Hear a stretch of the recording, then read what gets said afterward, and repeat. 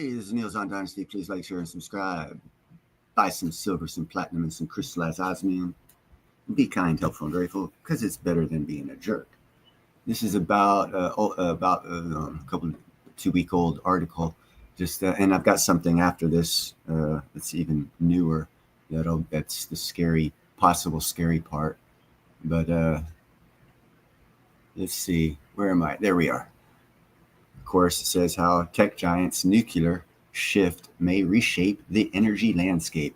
Tech giants sent a bolt of uranium-enriched adrenaline through the energy sector by announcing its plans to power data centers, as I've been saying, with nuclear energy. Why the sudden shift to nuclear? After decades of stagnation, the U.S. energy consumption is surging faster than reliable energy sources can deliver. Over the next decade, demand is expected to rise as much as 15 to 20%.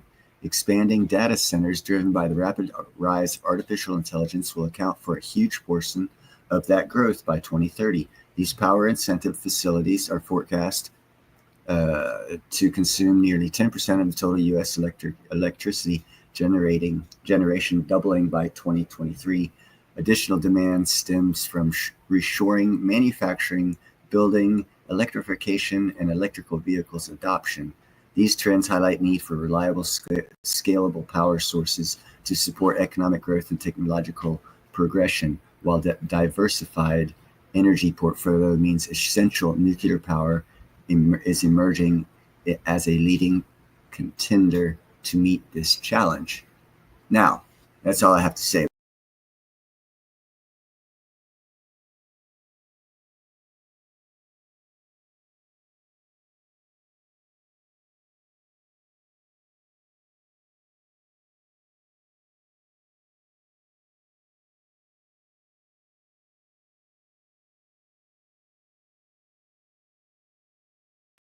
Well, it could mean a lot of things. It says again, the Pentagon's going to buy nuclear reactors to secretly power remote military bases without the grid. This is one day ago. Amidst escalating global energy demands and environmental concerns, the U.S. is pioneering the development of micro reactor test beds at the, wow, where's it go on to here? Damn it. Okay, my phone's acting up. Sorry, guys.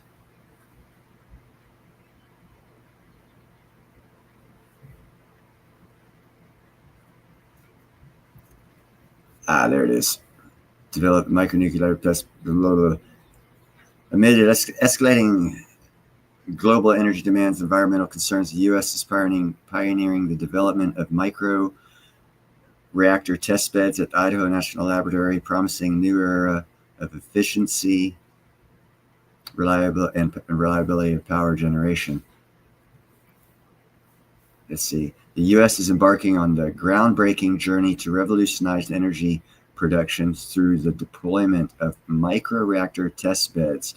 This ambitious project, spearheaded by the Department of Energy and the Idaho National Laboratories, aims to establish the world's first microreactor test bed named Dome and Lotus. By leveraging existing infrastructure, the initiative seeks to expedite the development and testing of the microreactor technology. This move is set to transform energy production from potential supply to reliable power to remote locations and military bases, while boosting energy dominance and innovation. Microreactors are small-scale nuclear reactors designed to provide between 1 to 500 megawatts of reliable power. What's up, the Broke Stacker and Jeffro? As articulated by Ryan Braha, CEO and Deputy Assistant Secretary for Nuclear Reactors, the deployment of these reactors is a strategic move to unleash America's energy abundance and dominance with proprietary rating under the Defense Production Act. These test beds in the INL are critical, starting what is being better termed as the American nuclear renaissance.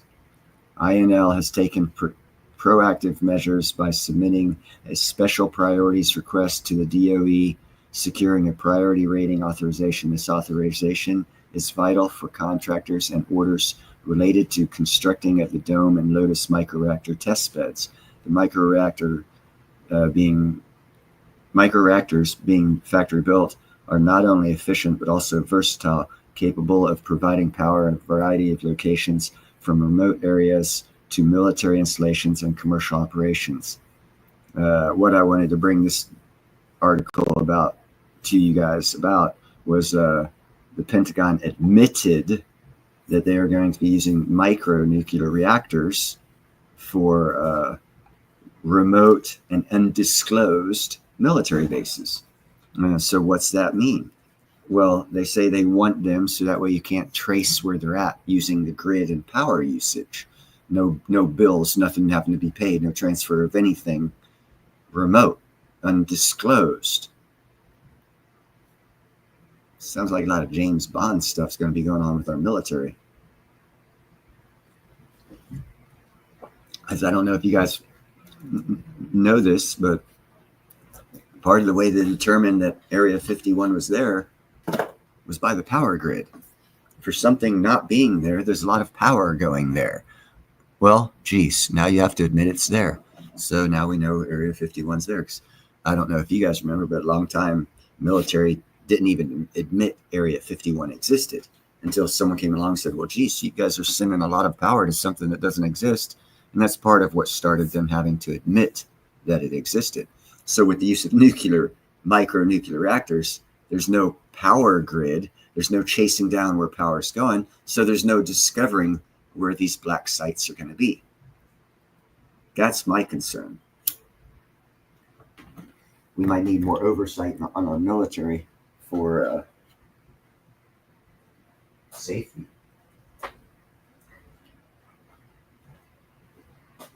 So what's y'all's thoughts?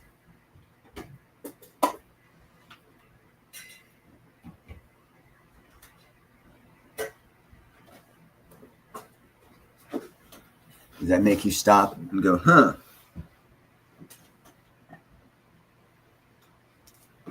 Very much so. Actually, not only that, I don't know for a fact. Well, let me tell you what I do know for a fact. It doesn't have to do with Antarctica, but it does have to do with northern Canada, where there's absolutely no infrastructure, no roads, nothing.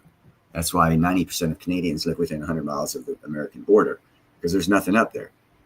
But I do have a friend who's passed away several years ago. His son worked for a geography company. They did drilling samples, testing what's underground for people. And they worked for 10 years in Canada in the remote locations in the north. This is like 15, 20 years ago. His company and other companies were up there for about 10 years doing nothing but drill samples. So basically what they were doing is they were mapping out northern Canada, not above ground, but underground. So they know where all the mineral sites and deposits are. They've already been pre-purchased and set, ready to go. What they're waiting for is a power source where they don't have to run hundreds and even possibly thousands of miles of electrical lines to get power to those mines. So as soon as this micronuclear comes out, not only is military installations going to be buying them, but there are going to be a lot of new mines opening up in Canada and other areas of the world. I know for a fact it will be in Canada though, because I have, like I said, a friend's son who did the drilling for mineral results up there for years. So I know that's going to be big. So mining is going to be a big sector. Micronuclear is going to be a big sector. Energy production is going to be a big sector, which micronuclear is at.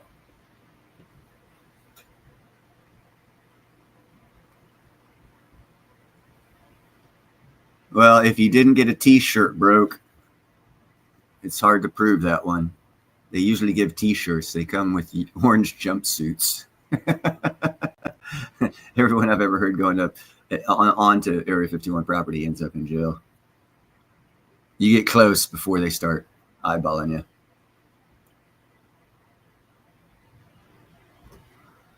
Oh yeah, I'm sure there are. And again, micronuclear is and again, in and of your statement itself proves that micronuclear is going to be a big thing, because our military is one of our largest expenditures of tax dollar funds. So obviously they spend a lot of money on things. And here shortly, if they need power in Antarctica, as you say, and I also believe, I have a strong suspicion they're going to be buying a lot of nuclear reactors, micronuclear reactors, not the big ones, the small ones, because they produce up to, you can build them to produce from 1 megawatt to 50 megawatts. I know the 50 megawatts ones cost double-digit millions, 30, 45 million for the 50 megawatt units. So if you drop down to 1 megawatt unit, probably 2-3 million. That's reasonable for a small town.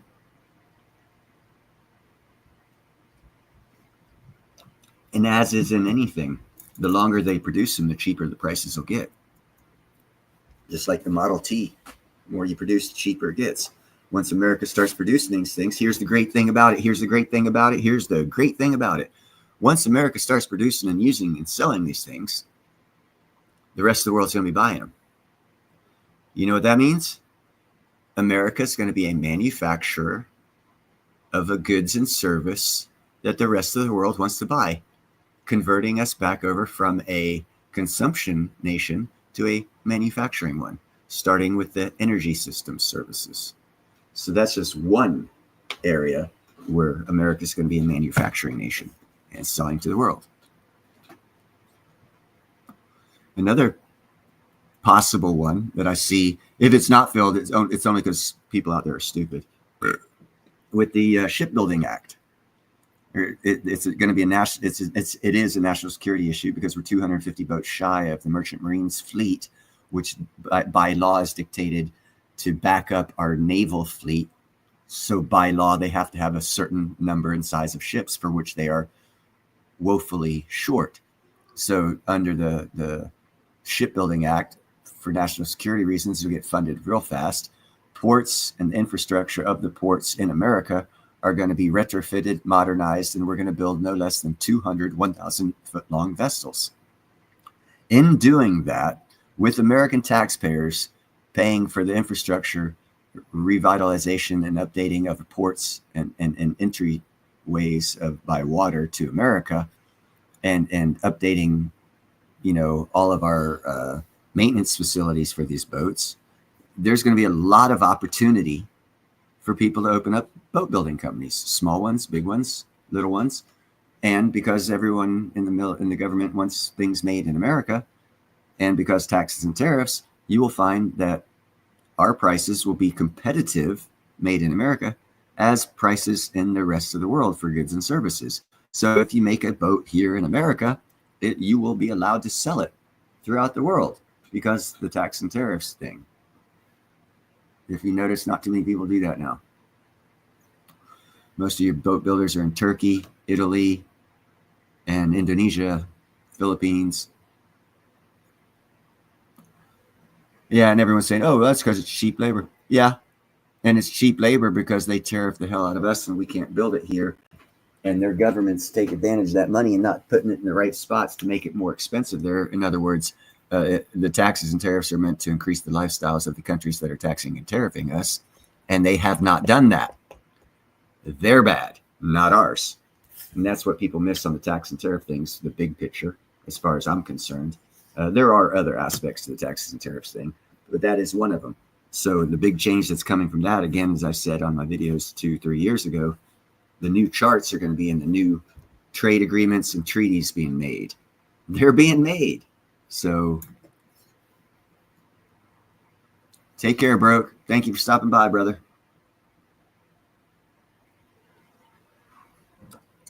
So as I had said a couple of years ago, new treaties and trade agreements are going to be the charts. And the new treaties and trade agreements are taxes and tariffs on other countries, so that they will lower their taxes and tariffs on us. And the byproduct of that is manufacturing's going to be made cheaper here in America than in other countries. Because we used to be, now see, because what you have to understand is, how did we convert from a manufacturing nation to a consumer nation? We allowed other countries to tax and tariff us, making it too expensive for us to be a manufacturing nation. Why did they do that? because we were getting too rich and too powerful as a nation. So we around. When did that start? That started around the 50s.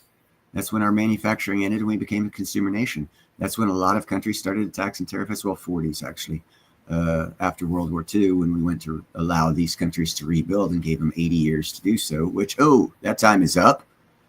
So, if you know history, you would have known that my prediction of new treaties and trade agreements being the new charts, it was a rudimentary fact if you knew about history, because when those trade agreements and treaties were made after World War II, America being the only country in the history of the planet ever to, instead of conquer nations, we rebuilt the nation's economies and infrastructure. We allowed them to do this by taxing and tariffing us. Wow, isn't it interesting how these taxes and tariffs came along? And now Americans who were born long after World War II, we were born under taxes and tariffs. And actually, we were born after we left being a manufacturing nation. Most of us weren't born until way after the 50s. So we don't know, and we don't care to look at the history of how we lost the title of a manufacturing nation, why we had that title. We had that title because we were being taxed and tariffed, and we needed to make a lot of money so we could allow these other countries to build up their infrastructure because they were tax and tariffing us.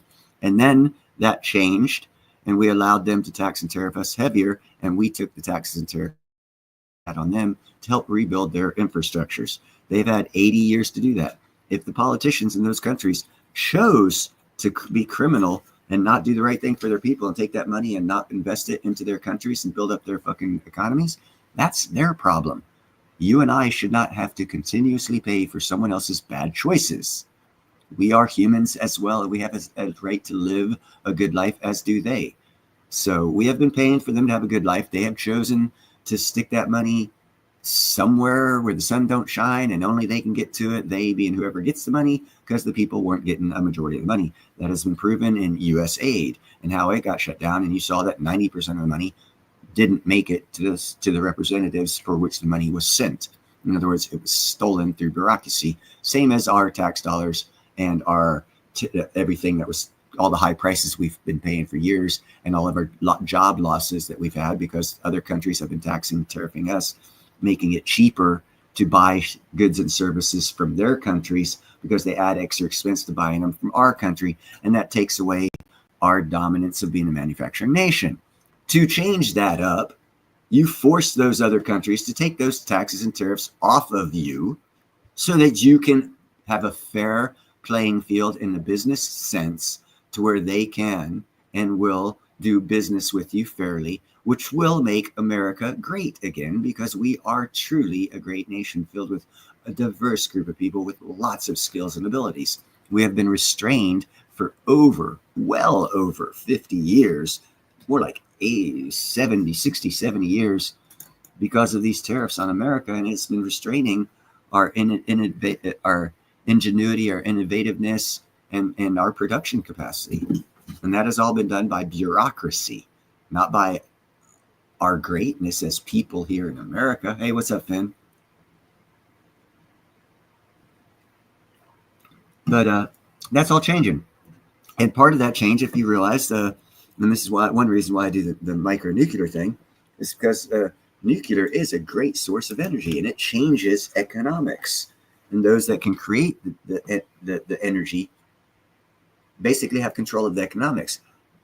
Why did we make it so expensive to build nuclear? Yeah, okay, yeah, there was a problem here, a problem there. Okay, well, the problem in Chernobyl and the problem in Long Island. Let's see, Chernobyl, you can't live there. Long Island, well, there's New York. So obviously there's two different fucking problems there. One of them could have been staged to stop us from our economic growth to building micronuclear reactors back in the 70s. And how they do that, they change the rules and regulations where it took 10 years to even go through regulation before you could even start to build a nuclear power plant. Now they've changed that down to 6 months. So that regulatory change in our government is a dynamic shift in global policy from us being a consumer nation to a manufacturing nation. Because the reason why we had regulations put on us by our own government and taxes and tariffs put on us by other governments, is to stop our innovation and growth because we were growing too fast and being too innovative, and they needed to catch up. We've given them that time. That time is over. That's why I say there's a technological revolution coming. There is. It's going to be great. Is it going to happen in 24 hours? Nah. Did computers get big in 24 hours? Hell, I'm an iron worker out here in the Bay Area. I built for 15 years the .com buildings. So it doesn't happen in 24 hours, but it is coming. And if you want to be a Warren Buffett, you always get in early. And that's why I push the stock NNE, Nanonuclear, because in about 10 years, it's going to be a Tesla. It's going to be $1,000, $2,000 a share. You can pick it up for $25 right now. But everyone's so interested in wanting to make money in 24 hours or even 5 minutes with crypto, you don't look at long-term benefits, because if you earn money fast, you lose it fast. That's the traditional way things go. That's why there's even a statistic for this. Money made fast. Win the lotto. The average person who wins the lotto, according to statistics, is after 5 years, they claim bankruptcy because no one knows how to work their money properly. So there you go. The big weave of why micronuclear energy is going to change the whole freaking sector of America, our economy, and energy. And what this report was brought to you by, remote military bases that we don't know about. So that is a possible future problem. And we have to look at that and get people in power that'll, stay on top of that and make sure that they're only there for our good and not used against us like they have been in the past. So we are facing a lot of new future problems with this new technology and innovation that's coming. So we all have to just pull together as a nation, one nation under God, overcome it, and make sure that we go in the right direction. But as long as we're all talking about, oh, we're going to die, it's going to take us over, Arnold Schwarzenegger is going to come back and walk through walls, and we're all going to be sucking his cock. Yeah, if you're thinking that, you also got to think perception's reality. If you have 99% of the people thinking that, it'll become a reality. So let's not think that way, because we're forging the future as we speak. These are the times that this stuff is happening. I bring these reports because it means it's happening. It didn't happen 5 years ago, and it's not happening 5 years from now. It's happening now. So if we shape our future now in a more positive direction, we won't have no Terminator crap. And I pray to God that there are smart enough people in good enough positions for a long enough period of time to allow that future to come to us, rather than the one that everyone seems to want to happen, of government domination, us being slaves in a matrix system. Who's the government? Who's they? Okay, well, if they are the rich people, become rich, and then you become one of the they. And then you can change it. Well, I'm hoping that other good people already took that step years ago.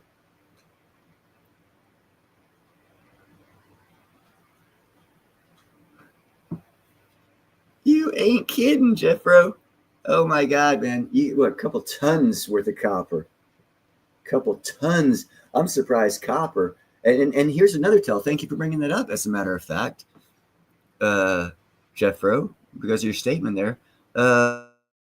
We should be investing more into actual physical copper as much as silver and gold, because if silver and gold goes up, well, hold on, wait. The first thing that's going to happen, if silver goes up to $700 now, it's $500 now, it's $300 now, it's whatever dramatic number you want to add to it. I've already done a story on new photo cells, not the photovoltaics solar panel cells we have. There's a new type of voltaic cell out there, and they've experimented with it to where they can use copper instead of silver, and it actually has like almost a 1% better power draw to it as far as energy it can consume from the sun than the photovoltaic cells with soldered with using silver.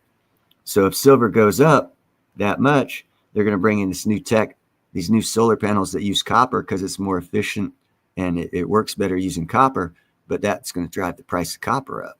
So copper is going to go from like $1 to $25. That is also a nice little boost. So you might want to consider over the next 5 years, copper might boost itself up. There you go. You see what I'm saying? As soon as retail figures those numbers out, copper's going to jump.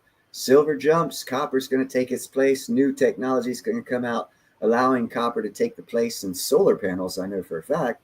So we won't be using silver in solar panels when the price of silver goes up. They're going to change up the technology, bring us this new technology, this new type of photo cell that incorporates the capturing of more of the color of the light spectrum for the energy drain. And in its process of doing that, they can use copper and it be more efficient than using silver.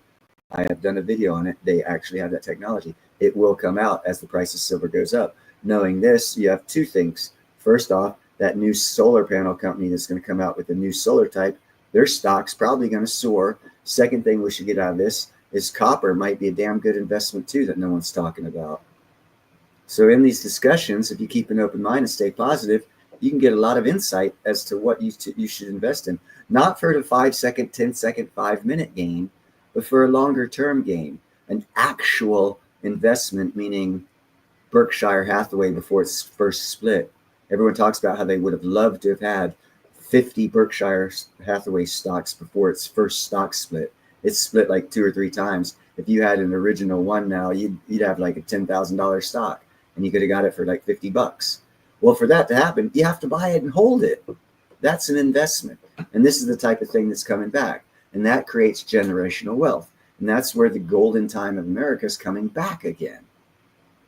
All these things are coming together to make this happen. The new banking regulations allowing financial institutions to create stable coins backed 1-to-1 with the dollar. That's going to stimulate the economy big time, bringing lots of money. Lots of people are going to make money. Robotic. Yeah, lots of people are negative about it. Every person who's negative about it makes it that much prosperous for those who are not negative about it, because the advantageous use of a robotic unit in a work scenario can change the profit margin from 1% to 70% on a small business. That's why I say everyone needs to open up a small business. Oh, but there's no workers. Everyone's complaining about no workers, so that's why they're not opening up a small business. Well, shit, for $20,000, buy yourself a worker. He works 24/7, 365, 7 days a week, 24 hours a day. $20,000 is how they cost you. If you were to pay a human that, you would go out of business. Let's think about this in a realistic format. Let's put it all together. If you open up your own business, okay, say it's a log cutting, a fire wood cutting business. Imagine how much problems you would have having a human being split wood for 8 hours, and how much you'd have to pay them. First off, you'd have to have 40% to their fucking pay that you're paying them for workman's comp. Then you got to whatever tax comes out of their check, you also have to match that. If you've never been an owner of a company, you'll find out if you're paying someone $20 an hour, it's costing you about $38 an hour for that person, bare minimum. And then you got to pay someone to take care of the paperwork on them. So you got to add that on top of the cost of them. It gets real expensive to have one employee. That's why the government has rules where you don't have to do this, that, the other if you have less than 100 employees or less than 50 employees, because it's freaking expensive. You replace all that cost with a robotic unit. Now you have yourself a wood splitting fucking operation where you just paid $20,000 for one robot. That's the cost of one employee for 4 or 5 months. And he's going to work for a year or two, 24/7 splitting wood for you. How much more money are you going to have? And you still have to drive the wood to the location, and you still have to unload it. So you're still needed as a human being, but that one robotic unit overloads you with need. Now you're going to have to hire a driver to help drop off all the wood because you're creating 3 times as much wood, 4 times as much wood a week. Now you're going to have to hire a driver to get more wood coming in and expand your business and make even more money. You see how a $20,000 investment of a robot can be profitable for you and not affect anyone who doesn't want to work anyhow because we can't find people to work because no one wants to work? Open up a business, and if no one wants to work, use a robot. Everyone makes choices and decisions in life. I always said this. Choose wisely.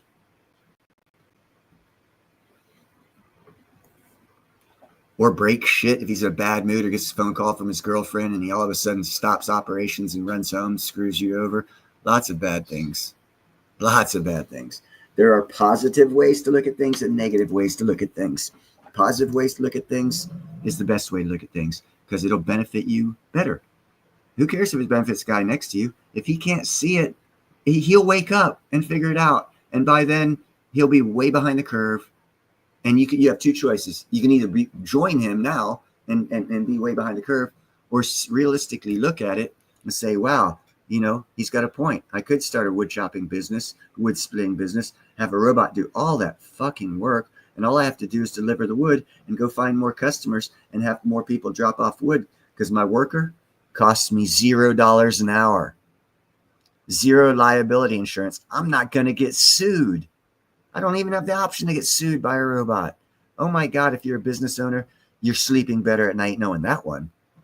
And saving money on liability insurance in case you do get sued. There's so many advantageous benefits depending on your perspective on things. If you look at things like a winner, it's better. Business owners are winners. Small mom and pops, winner. You don't have to be a billionaire to be a successful person. All you got to do is be able to pay all your bills working for yourself and have enough left over to do what the hell you want to do with it. And you are a successful business owner. Small mom and pops operation. You can homeschool your kids. Why? Because your robot's out there splitting wood. You got more than enough time. Robots working 3 employees a day, 24 hours a day. That's that amount of money you'd have to pay a person, you'd be broke. Or for $20,000 investment, you can be rich. Not the richest man in the world, but not having to worry about bills because you're making more than enough money because you increased your small business because of one robotic unit.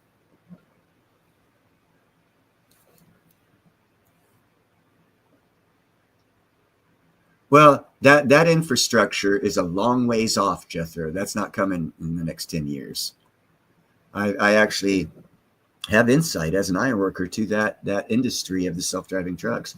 And why I say that is because I worked for PG&E building one of their structures just north of here, south of the Napa airport. And their whole road system on their little project was a bigger road system than usual. And I was asking questions about it. And what they were doing is they were putting in power units up underneath their streets that charged up their electric vehicles and made them self-driving. In other words, giving them the information they needed real time to make the left, make the right, and whatnot. So for that to happen on the road surfaces throughout America and our cities, we would have to throw trillions of dollars at infrastructure. So we are far actually from that point of the self-driving trucks, unless they come up with a different type of self-driving truck than what Pacific Gas and Electric out here in California is working on. Or it's self-charging, shall I say. I might be misaligning the words. It's self-charging trucks while driving is what they're working on out here. That is going to be a ways off. I don't know if it's actually self-driving, so that I stand corrected on my own statement there. What's up, Gold and Silver? What's up, Jay? In a pinch, I would sell it all, Jay. I would sell everything in a pinch. That's why you have it. It's not there for you to sit on, die, look at, and realize that after you die of starvation that someone's going to come along and take it. It's a BYOB, be your own bank. If you don't do anything to continuously add to the stack and you have to use it, it's going to disappear after it's gone. That's all there is to it. So that's not a really longevity strategy to be a stacker, and say be your own bank. So the people who are stackers and use the phrase be your own bank, they're either hypocritical and lying to you, or they don't understand what they're saying.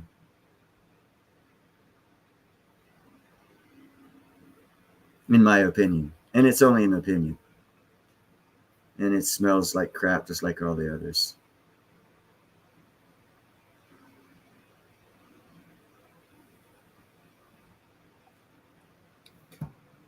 But that's that's what I wanted to bring to y'all. As I've got 2 little bitty 8-week-old kittens, 9-week-old kittens climbing up my right leg. The things I do to bring y'all reports. I could be playing with these little bastards. They're fun. My big cats kind of don't like them. As in most cases, if the kid's not yours, it gets on your nerves after, I don't know, about 13 seconds.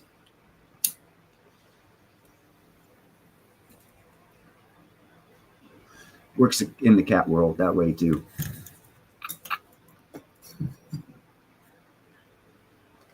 None of my big cats are impressed with my little cats.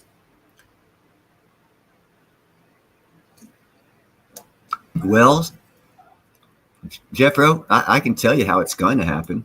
If it does go up to 38, what was it at? 32 a while ago? It goes up. So that's a $6 up. If it goes up to 38, it'll drop back down to 34. Then it'll jump up to 45. Then it'll drop back down to 38. Then it'll jump up to 52. Then it'll drop back down to 46. Because those are the jumps it's going to make as it goes up. And then one day it'll go from like 46 all the way up to 70 in one day. Then it'll drop back down to 50. Then it'll jump back up to 62, 70. And you'll have big swings like that. That's why they say silver's volatile, but we haven't seen it since I've been in this silver racket, which has been several years. I have not seen the volatility of platinum. Oh my God, they say platinums. Look at the chart on platinum. It is anything but volatile. But for years they said platinum is the most volatile metal out there in price. My ass. And if that's true, and hello, Mr. and Mrs. West Coast Stacker, if that's true, that would put platinum at 16K. If $1,000 silver and $8,000 gold, platinum will be 16,000, because the price manipulation of platinum is ending, and it's going to take its normal place as twice that of gold. It'll probably jump up higher than twice the price of gold, as is anything that's held down and manipulated, which people have said is supposedly how it's going to work for silver. Well, it'll actually work the same on all things that are held underwater or manipulated, for which platinum is. So don't be surprised.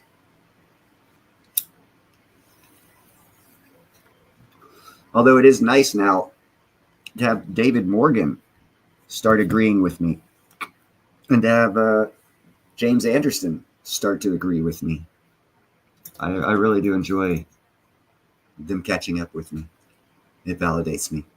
They have, of course, more viewers than I do, but I've been telling you this shit for 2 years. They're just now starting. And actually,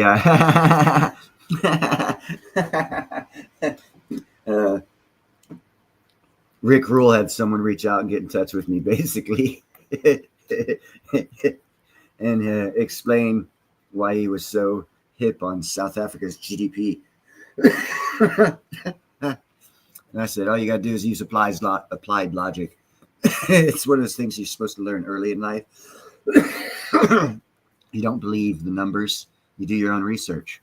Use a little logic and apply it. It's called applied logic.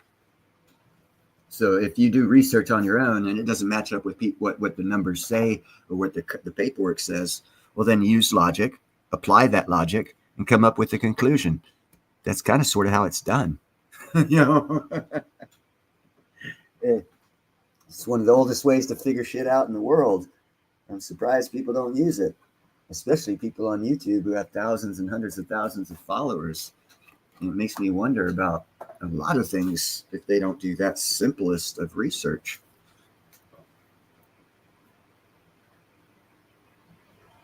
Nope, nothing new. But August, I'll amaze you guys. Because the way my business works, as an iron worker, it's feast or famine.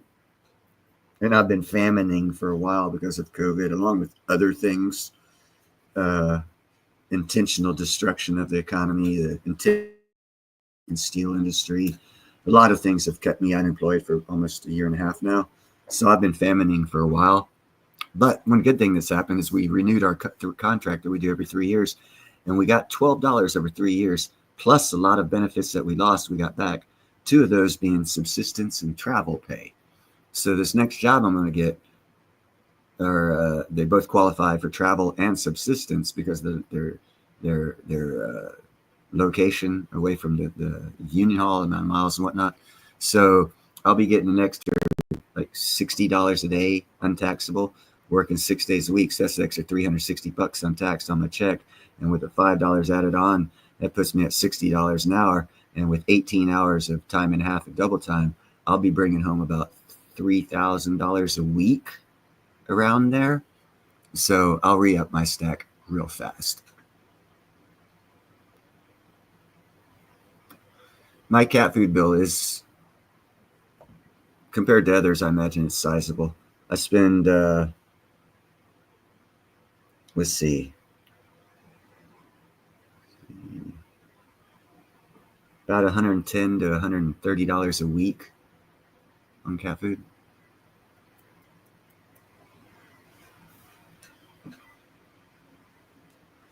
But I make sure to give them good, healthy food. Outside cats, inside cats. Even being unemployed and all this other shit, I've still kept how I am. I see that as my responsibility, and I'm the kind of person that take my responsibility seriously. I don't shit them off if the economy gets bad. Oh, well, I'd rather get a beer than keep my responsibility. That's not how I am. I'll sacrifice my own food to take care of the responsibility of feeding something else if I took that responsibility on.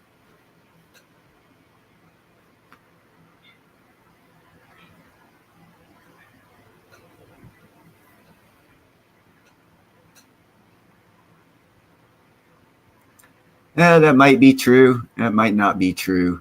He can say whatever the hell he wants until pen hits paper and it becomes law. It's irrelevant.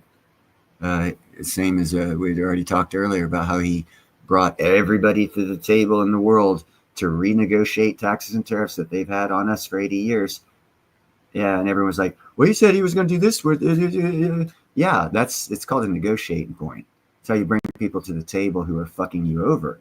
They're like, oh, what, you're going to do what to us? Let's come talk and make sure you don't screw us like that. So I imagine he's using that same tactic to oil companies, because I know for a fact the oil companies, everyone seems to think that when they drill, it's a good thing, and when they find oil, it's a good thing. And it is for their company. It's not for America, though, even though it's our oil. And the reason for that is bureaucracy. The last administration made it, and previous administrations before that, many before that, made it to where American taxpayer gets less and less of that resource, and the profit of that American resource goes to that oil company.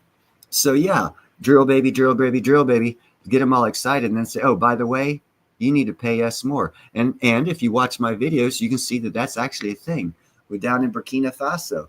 That's exactly what Ibrahim Traoré did to all the gold companies that were not. He said, yeah, you guys over the years have been fleecing the fuck out of us, so we're stopping everything or you're out. And instead of you giving us 2% of our gold, 3% of our gold, because it's ours, and you're just a company pulling it out of the ground. Trump is using on the oil companies. Congratulations. We're going to be wealthier because we can look at it as a bad thing and say, he's a liar, he's a neo-Nazi, he's the Antichrist. And we can sell that bullshit narrative because we don't really fucking know what the hell's going on. But we want to get attention, so we sell the narrative. I don't play that game. He's shown how he plays his game, and people still can't put it together because we've got enough people out there who hate him, who have Trump derangement syndrome, who just want to hate, and everything he does hate. And every time it happens, they look like jerks that just want to hate, because you figure out there's a book called The Art of the Deal that he wrote. If you read it, you'll understand him better. And everything you think you know about him and all the hatred you have for him, you'll be like, wow, okay, now I understand. You still might not like him, but you will understand that what he's doing is going to be best for the American citizen in the long run. Even though we're going down to hell and we're going to suck on Satan's cock and all this other horrible things that we're going to do, that everyone's convinced that that's what God made America for us to do, and all the other idiots out there. Yeah, whatever. God made this country. He also gave us free will to be sinners and think that he made this country for shit. I think that God's greater than that, and what he makes is greater than that. And I refuse to allow humans to degrade what God made. You can. I'm not going to. I see America as being the greatest place, and I see all the strategic moves being made to bring people to the table to negotiate in a fair and equal premise with America, which they have not done. That is why we did not continue being a manufacturing nation. Why did we leave being a manufacturing nation? All of a sudden, it wasn't profitable. What rich people decide, oh, I've got enough money, I don't want to make no more. No, policies changed. We got tariffed. It got too expensive to buy our stuff, so we had to quit making it. And we were forced into becoming a consumer nation. We were forced to be slaves. Now we're getting our freedom back and everyone's crying. Oh my God, wake up. The world has been taxing us, tariffing us, tearing us apart, forcing us to buy their goods, which, by the way, pretty much trash goods, because if you remember last time America was a manufacturing nation, you could buy a Woolworth vacuum cleaner or refrigerator, and it lasts for 20 years. How long do refrigerators last now? 3, 5, if you're lucky. Woo, yeah, I love being a consumer nation. I have to spend so much more money on things from other countries because we can't build them here in America the right way to where if you buy it, it'll last you 20 years. Heaven forbid we get that going again. Let's keep buying new cars every 3 years because they fall apart. Yeah, stimulate that slave economy nation that we've become and are used to and want to continue to be. You guys are welcome to that. I'm gonna buy a couple robots, start a couple businesses, and drive around in those. I'm gonna have someone drive me around and call me Miss Daisy because I'll have the money to do it because I have a proper thought perspective on the future and how to bring it to America and make America a manufacturing nation again, a productive nation again, a world leader again, innovative and technological leader. That's what I see coming, and it will come. If you're at the train station and you don't get on the train because you got a negative attitude, well, guess what? You're gonna have to wait for the next one. That puts you behind. It means you're not going to be as wealthy. You're not now. You're feeding off scraps of the table that the others are sitting at, who are taking in all this wealth because they saw the opportunity. Change is scary, yes, but hopeful. So if you choose to be fearful in change, it's your choice. Be hopeful. Hey, you know what that does? They've wrote lots of books on what hope can do. It can change the world. And if not the world, it can change your world. That's why I say stay positive. Be kind, helpful, and grateful. Positivity breeds positivity. Oh, we don't need a drill for uranium. We get it for someone else. Geopolitics says there's enough strife and struggle in different countries that we could take advantageousness of those strifes and struggles and create deals to where we get mining rights. Hold on, wait, we already did that. And the Dominican Republic, or Dominican Republic of Congo, DCR, Democratic Republic of Congo. We already did that. They had, and I did a report on this. M23 and Angola was attacking the southeast and took a city or whatnot. And the Democratic Republic of Congo didn't have the manpower in the army or the technology or anything to stop them. So he told America, he said, "Hey, if you guys stop these guys, we'll give you resource rights to our country." Nothing happened. The war just ended. No more reports on the M23 or Angola attacking fucking the Democratic Republic of Congo. No reports whatsoever. And then the next thing I hear, the president fucking of America coming out and the president of the Democratic Republic of Congo saying, yeah, we're giving them not exclusive mineral rights, but first mineral rights to the whole country of the Democratic Republic of Congo. Shall we bring up a map of the Democratic Republic of Congo and see exactly how wealthy their natural resources are and how much of them they have that has not been tapped yet, that America has the first rights to go in there and get? So why should we dig them up here? Let's keep America beautiful. We got rights in the center, in the heart of Africa. And if you look at the Democratic Republic of Congo, it's pretty much in the heart of Africa. So all these natural resources that you're hearing come out of Africa, they're all in the heart of Africa. Oh, they're in the Democratic. Oh, that's right. We have the fucking rights to pull their resources. Well, hey, America's going to be great again. Hate it for everyone who doesn't see this. Maybe, CNN reports it. You'll start seeing it. I don't know. I see it. That's why I bring these guys to you, because I know other reporters don't bring this stuff to you.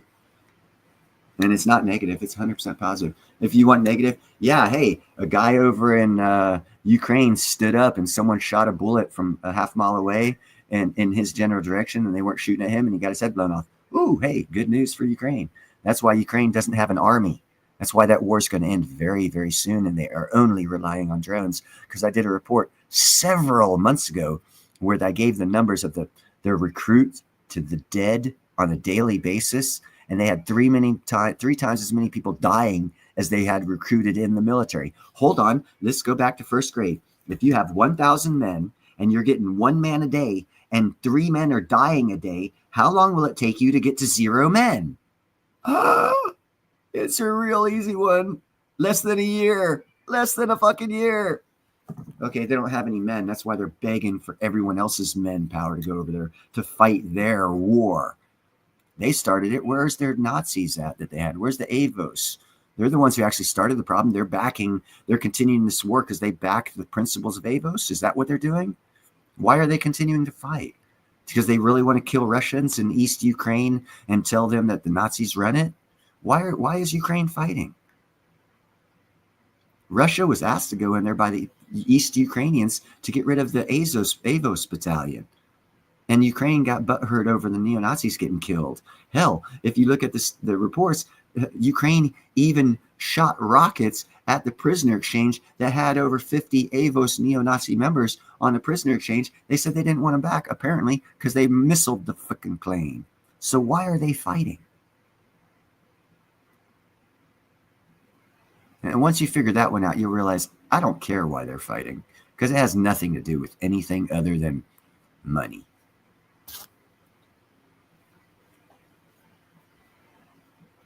They most certainly are. What's up, Haggard Northman?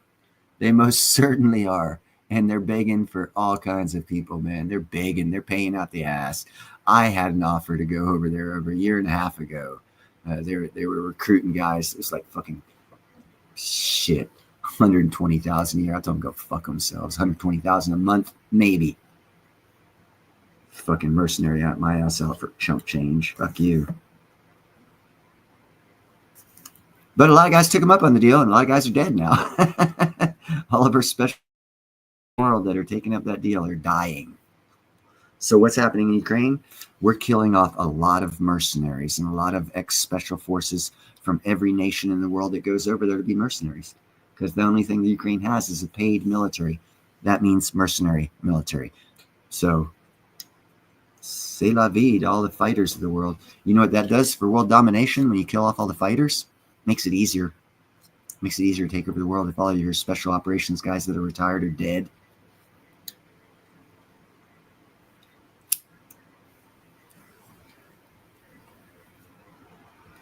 If you understand what's happening in that war,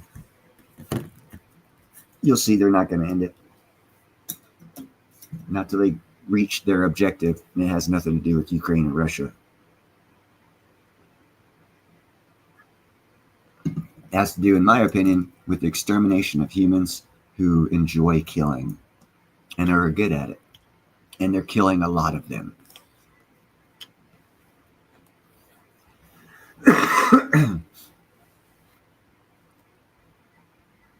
Indeed. Indeed. Oh, and by the way, don't leave the last part of that out, brother. Hold on, let me see if I can get this going here.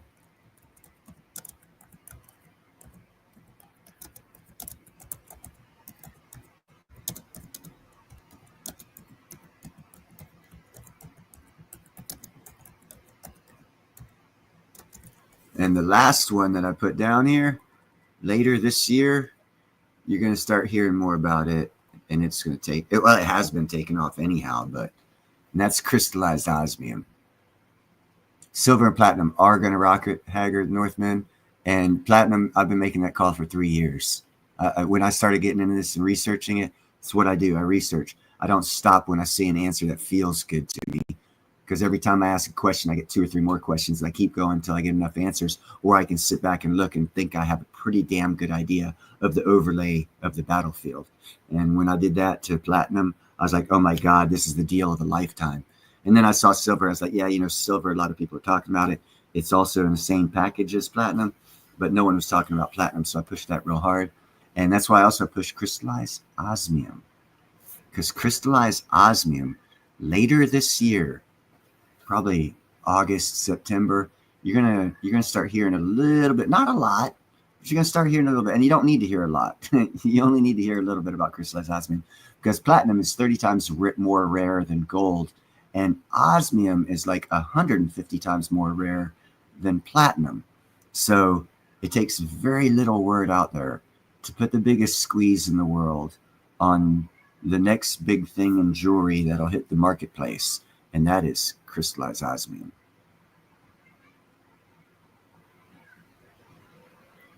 Yeah, and it's about $1,100 off its all-time high, so I'm not going to get excited yet.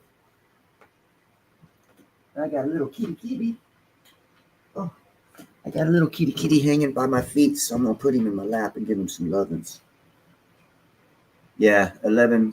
You guys should have been buying it. It was 900, man. That was the best deal in the world. I did several videos. It cost South African miners 11, depending on what mine it's coming out of, because they're at different depths, but all of them are very deep. And this is at very cheap labor, because they don't pay their guys well at all down there.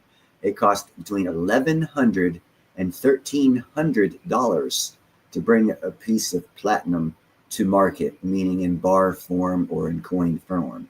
So if you can buy it for less than $1,300, it's a steal. Now, if you know anything about business, well, you don't go into business to lose money. You go in business to basically double the price of your product. So, like, say if you're building a house, whatever it costs you in wood, you double that price, then you add your labor. So, under normal market conditions, if it costs $1,300, instantly it's going to be $2,600 for sale. And that's not even adding true profit margin in on a business outlook. And that's why it should be twice the price of gold, because of the people when things were normal and when things worked, people understood rarity and value. And even during the last gold reset in 1933, platinum still maintained a 2-to-1 two gold for one platinum. It was twice as expensive even after the reset in 1933. So traditionally, through every dynamics you can think of, platinum has been able to maintain a status of value to its rarity over gold. Now, over time, use case of platinum has increased, not the amount, but the use case has increased. And then the country that produces the most of the platinum signs up on this One Belt Road Initiative, and then the price starts falling, going against. And I'm the kind of person where I didn't go to college. I'd go to college and buy college books and I'd go through the books without going through class. And I've read those books in business and how it works and how to lay things out. And that nothing about the platinum industry has been normal since they signed up to the One Belt Road Initiative, since South Africa signed up to the One Belt Road Initiative. The price of platinum from its all-time high started to come down, and it didn't stop. I mean, gold was like, I think $900, and platinum was like $2,270.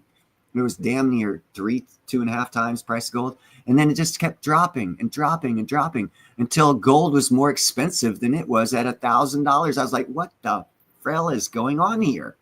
There is no business school on the planet that'll say that's not normal. That's not normal.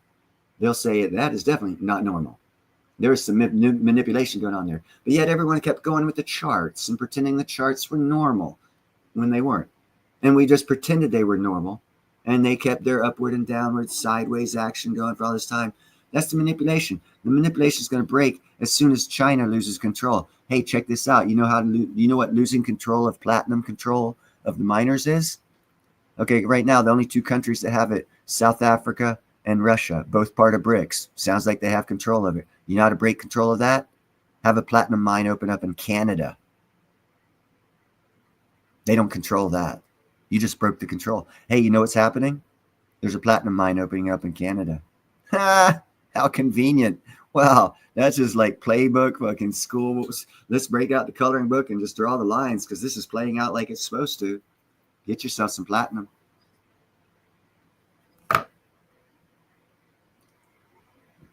You get 1 ounce of platinum, it goes up to 12, 14,000. You'll be happier than if you have 100 ounces of silver. Unless it does go up to $1,000, which I don't foresee it going that high. Unless there's a reset of the price of gold to an extremely high amount, then silver will obviously follow. Minus that happening, I don't see silver getting up to 1,000. not without new tech coming out and them taking silver off of the industrial metals and copper taking the place of the industrial metals with the use of new technology, that being made possible. Then it could get over $1,000. But as long as it's an industrial metal, if silver gets that expensive, your cell phone, your TV, your computer, add a zero to the price of it. So that $1,000 phone is now going to cost you $10,000. So I wouldn't hope for silver getting $1,000 and it still be used as an industrial metal. That would suck. And that's where I see copper coming in and filling the gap. Because copper's like $1 something a pound or an ounce or something. It's real fucking cheap. And it could go up to 25 an ounce. And if you had a new technological advancement that you could replace silver and copper and get the same, because of the technological advances, get the same output to input that you get from silver now that you don't get from copper, that would jump copper up from like $1 to $25. And that's still reasonable. And all the prices would stay the same. And silver could run up to its $1,000 and it not affect the economy that bad. But new technology would have to come around. One new technology is coming around that will do that. I don't know if they can do it for phones, computers, and TVs and stuff, or satellites, though, or missiles.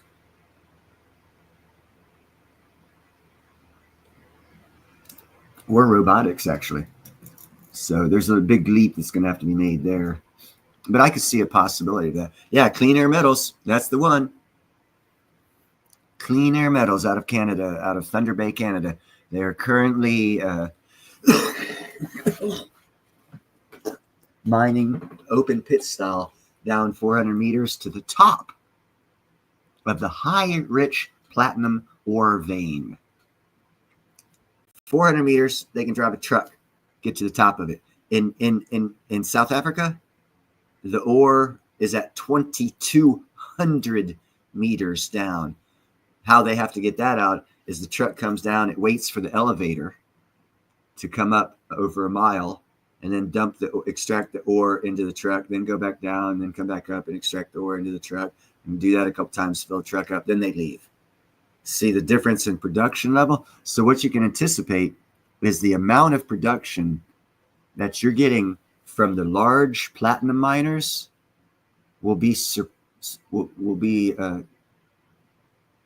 Clean Air Metals production will be far higher because they don't have to go through the time-consuming process that these large miners of platinum have to go through, because they'll be able to pour the ore out. They'll basically be able to take the fucking digger, dig a fucking piece of ore, put it in the back of the truck, and take off to the smelter. For a couple months, they'll be able to do that before they have to do quote unquote hard rock mining style, to where they'll have to add the elevators and stuff like that.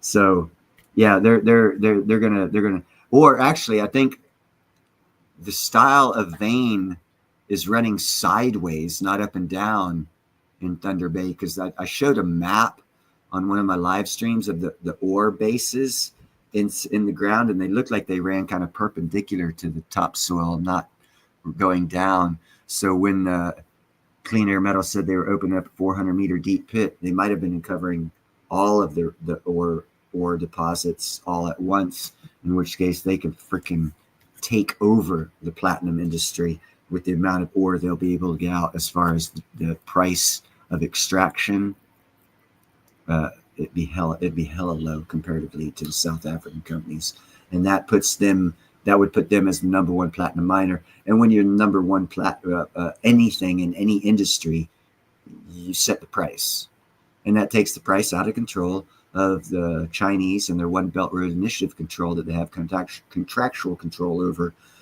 diamonds, gold, and platinum in South Africa. When South Africa signed the One Belt Road Initiative, they gave control over those three asset classes to China. So, it's all already in black and white what's going to happen. You just got to know where to look, where to read, and see how the pieces fit together. The One Belt Road Initiative is a very important piece of the economics of South Africa falling apart. Okay, so it's $5 a pound So that's less than 75 cents an ounce. So I could see it going up to $25 an ounce, no problem. And it do a replacement for silver.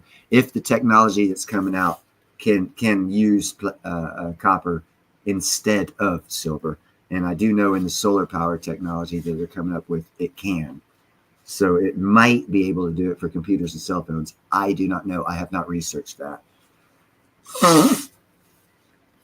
But just the fact that it'll be able to take the place of silver and solar, the new solar panel technology that's coming out, is revolutionary for that ability of the price of silver to go up while its use, as far as many ounces being needed for that industry, drop to zero, leaving the availability of those ounces for other industries, which would mean supply and demand curve should play a factor, and it would help keep the price of silver low.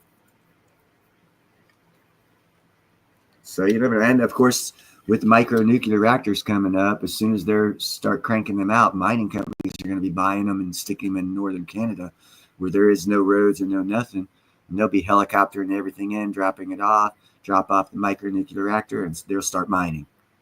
And then they'll worry about doing probably a train rail system to hook up all the miners in northern Canada, to where they only have to keep one train system moving in a big old fucking circle all the way around Canada. Pick it up in the north, drop it off in the south, go back up north, go back down south, go back up north, go back down south. And they'll probably do some big rail infrastructure project within the next couple of years.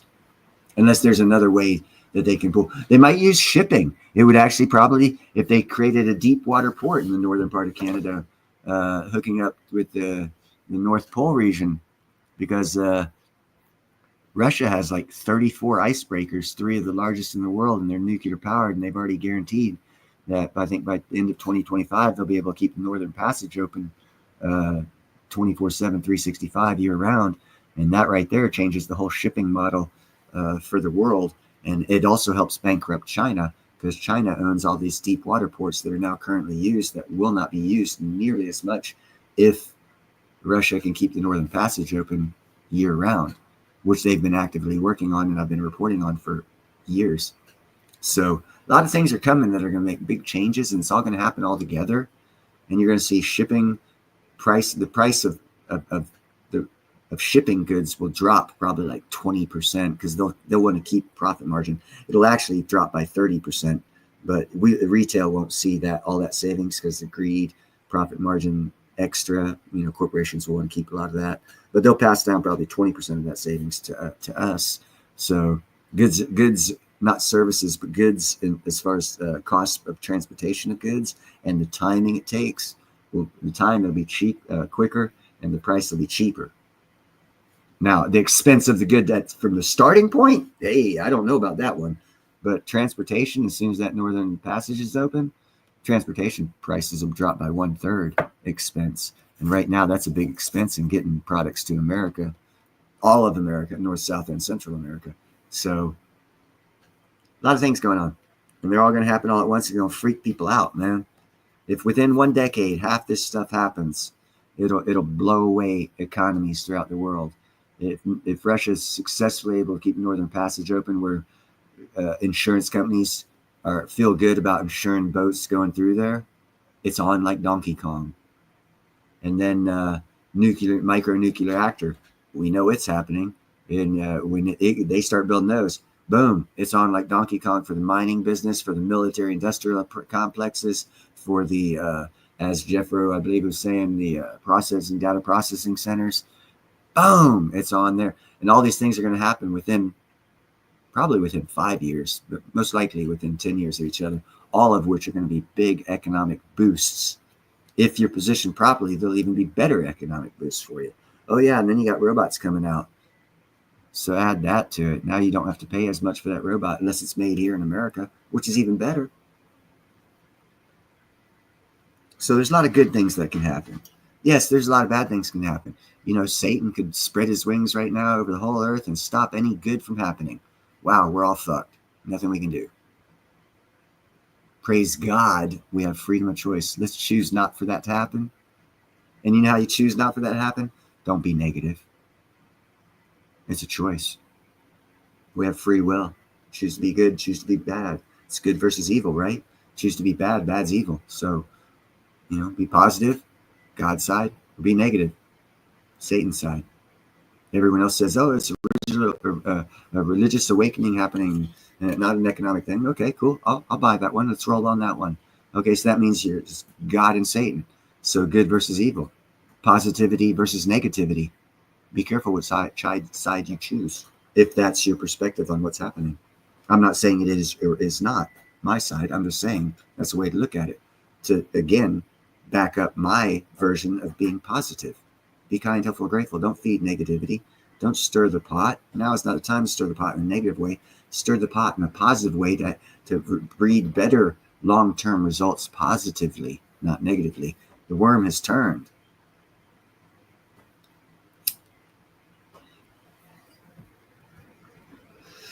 At least it has for me. I just hope like everyone else sees it and enjoys it as well.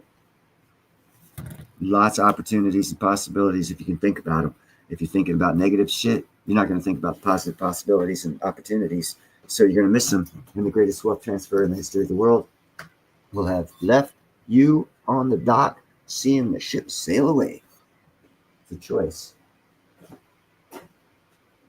Choose wisely. That's one of my sayings too. Life's full of choices and decisions. Choose wisely.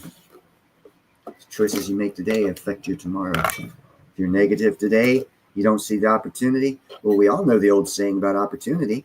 It doesn't knock 3-4 times. What is it? What's that saying about opportunity? It knocks once. And if you're negative that day, bye-bye opportunity.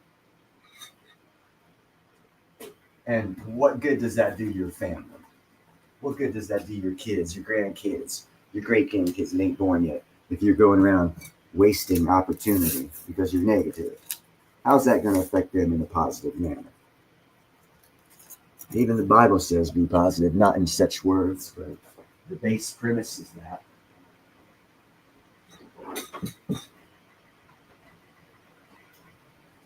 One reason why I really can't stand negativity.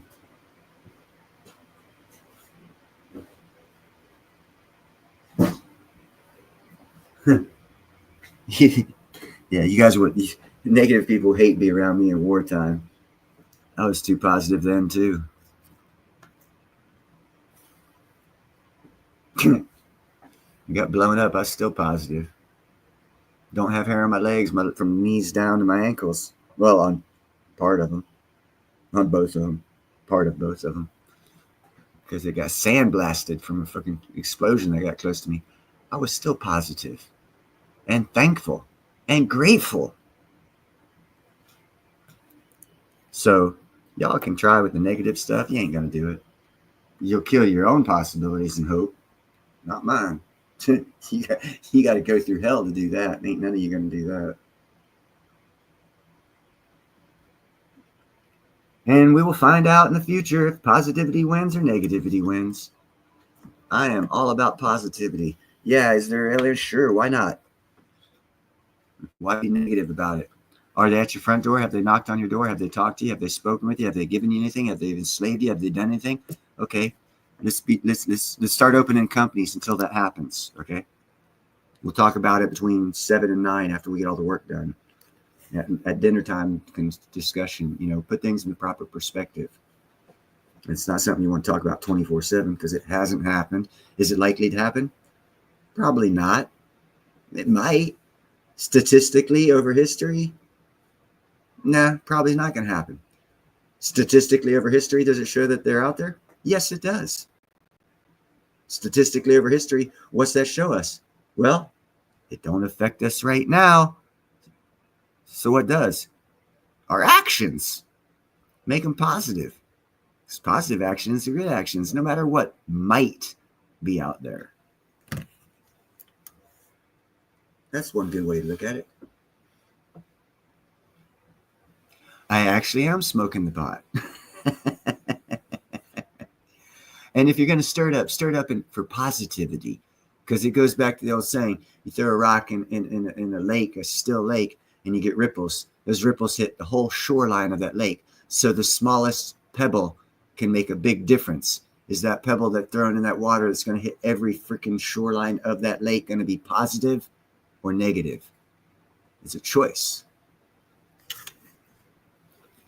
Yeah, I ramble on, B. But I stay positive, man.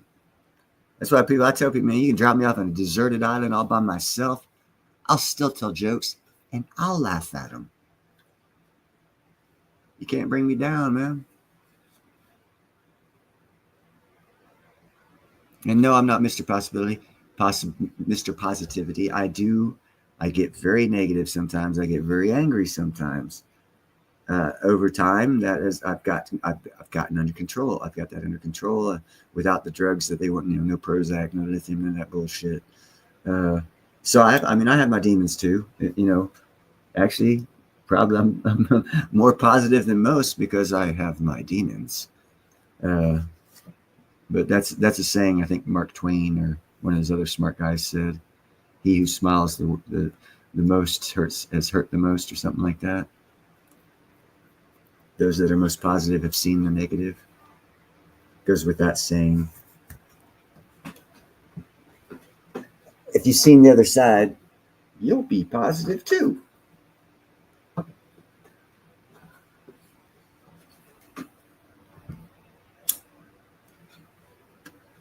No, I haven't seen the other side. By no means. Have I seen another side? Oh, hell yeah. Would I want that for my nephews? Fuck no. How do I stop it? Stay positive. Okay, I'll be positive. I'll do it for your nephews and your kids too. Because I'm kind, helpful, and grateful. And God wills it. If it's a holy war, God wills it.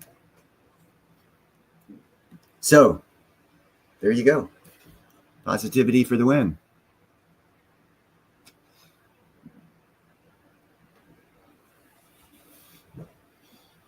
Whoa, I just missed this statement from what? You good fucking... Dude, you did better than Ninja. Holy shit. Good job. You're going to fucking love that one, brother. Shit, this time next year, maybe the year after that, you'll be like, I'm going to buy a house with 3 of these. Not a small house either. Actually, hold on a second. Whoa. With one of them and you'll get change. That's what you buy a house for. Because if they're saying, I heard another guy say it today, I didn't hear him. I saw a thumbnail. That's some more popular YouTuber saying soon 1 gold ounce will buy you a house. So if that's true and you have 6 ounces of platinum, you'll be able to buy 12 to 18 houses with those 6 ounces. I would not. Because once it's gone and it'll be expensive to get back. That's another problem with stacking. It's great. It's great. Let's all stack. Let's stack. Okay, hey, I got 100 billion trillion ounces. Okay. Now what? Okay, I start spending them because I don't have anything else. All I have is this stack. And it went up. And I got a lot of money. And I keep spending it. Okay, that's cool. Great. Good job for you. What are your kids going to spend? What are you going to teach them? Oh, I don't have to teach them anything because we got this stack. It's worth a lot. Oh, okay. What about your grandkids? Oh, no, that stack's way gone by now, bro. And you haven't been, hold on, here's the keywords. You haven't been adding to it. You've been using it. So that was a good thought of stacking, but it's an incomplete thought. The completion of that thought is, there's 2. How do I keep it? And how do I add to it through time? And what I'll do is I'll tell a little story about the queen, the dead queen. I guess her husband might wear it. I doubt it, though.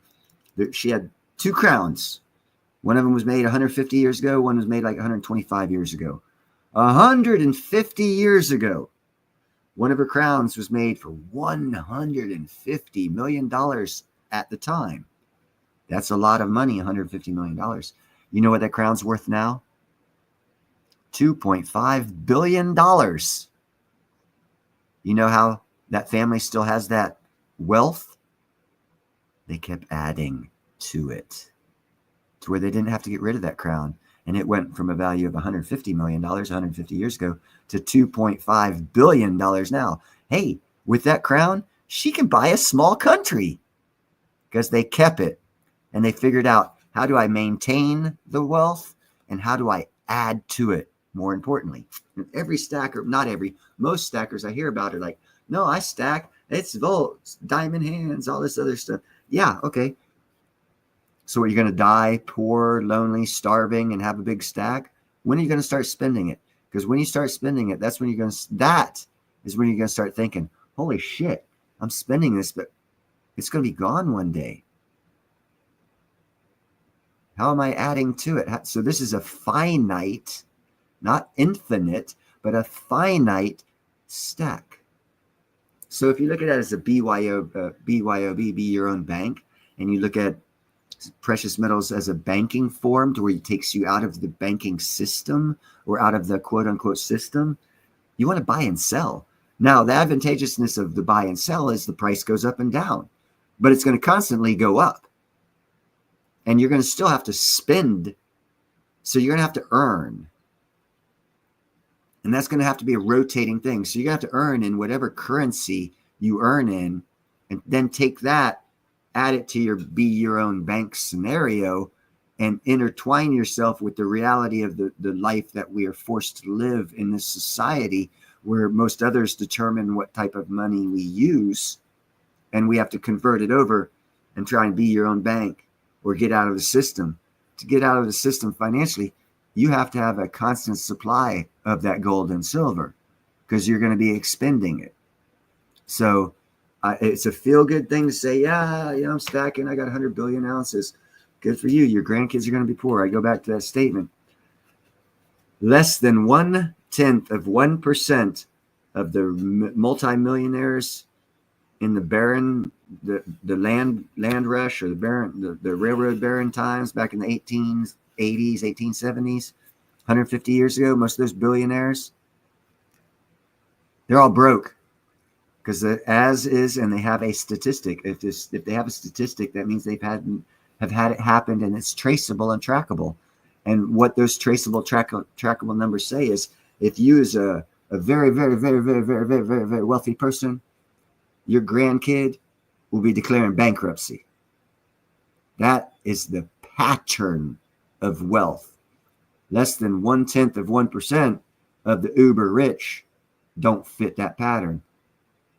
Those names, well, let's think the King of England, his family, Windsors, the King and Queen of Spain, the Rockefellers, the Woolworths, who else? Who am I missing? There's a lot more I'm missing there.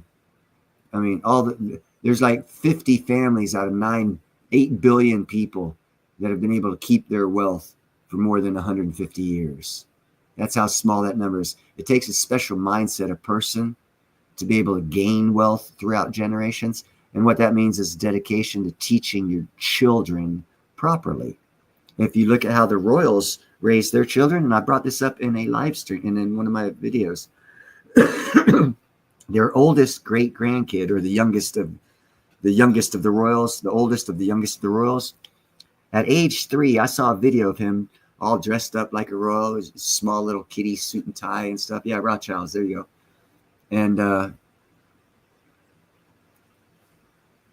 video I saw of him he was saying the ABCs, which is cool. Every little 3-year-old should be able to do it. But this little 3-year-old was saying A, and then he recited a verse of the Bible. And then he said B, and he recited a verse of the Bible. And then he said C, and then he recited a verse from the Bible. And he did that all the way through, all the A, B's, and C's. And my jaw hit the ground. I was like, why are they raising a Richard the Lionheart style future king?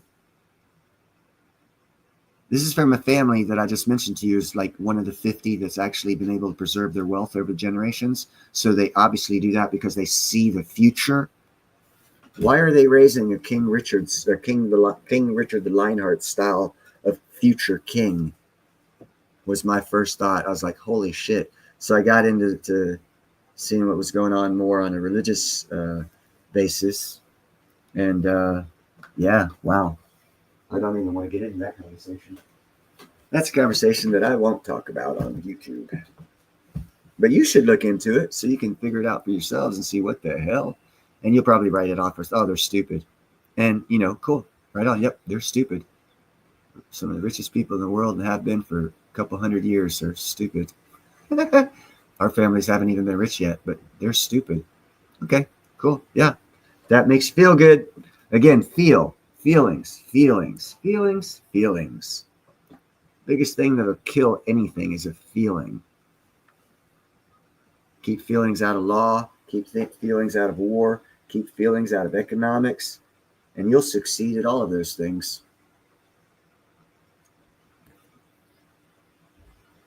Bring feelings into it, and you're fucking all that shit up.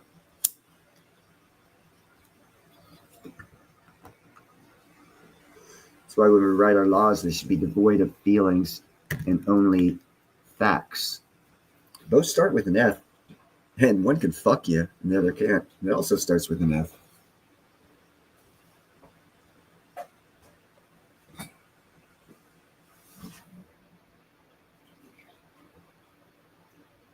Sorry, get some tea.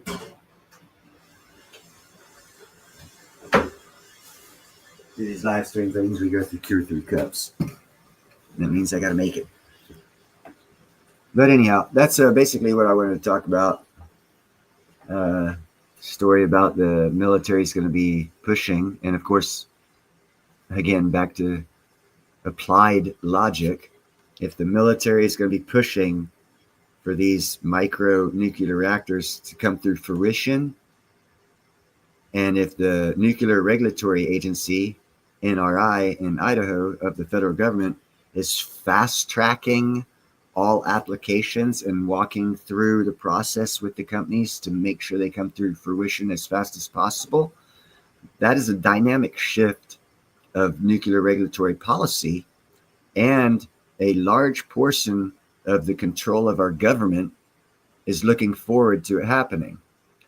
Those 2 things tell me that the micronuclear reactor industry, as far as the stock market goes, it's going to be a pretty profitable one. I would suggest looking at, Nanonuclear Energy, stock ticker NNE, OKLO.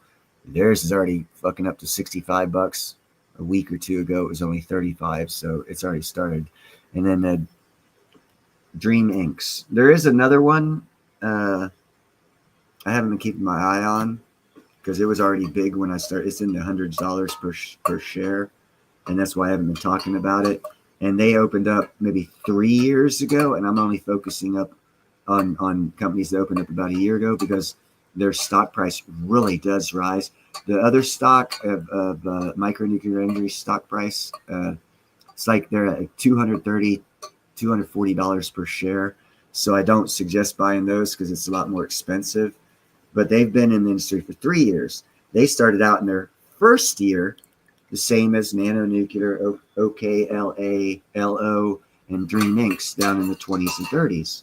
So that is the potential in 2 years for these companies that I just mentioned to you, 10xing and that be their low. NuScale, yes, that one. So when I say look at nanonuclear, it's like 25, 30, 20, whatever's bouncing up and down between. Try and get as cheap as possible, obviously, but get as many as possible. Because in 2 years, it's going to be $200 to $300. And in 5 to 10 years, it's going to be $2,000 to $3,000 per share. So if you can get 100 shares of them now, again, I equate it to a Berkshire Hathaway. It's like having 100 shares of the original unsplit version of Berkshire Hathaway, and they've done 2 or 3 stock split shit since then. And the people who hold the originals before the stock splits, those are the people that go to these multi-trillion-dollar parties because they're smart enough to make the investments for long term. And other people know this, so they invite them to smart people parties. Smart people parties are the rich people parties. I'm going to get some milk from my tea. I'll be back in 13 seconds.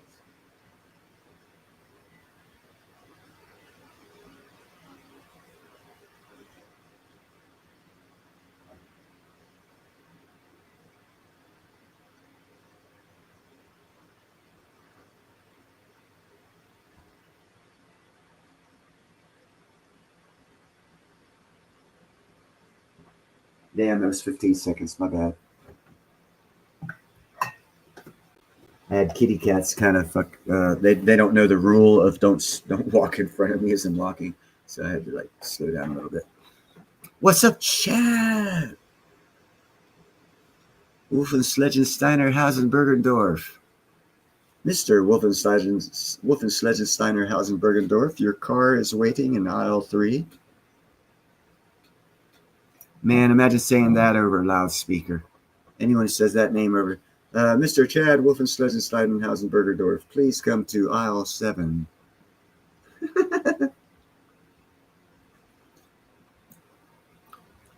That's almost as good as going into Starbucks and telling them your last name's Trump. So that way they have to holler out, Trump, your coffee's ready.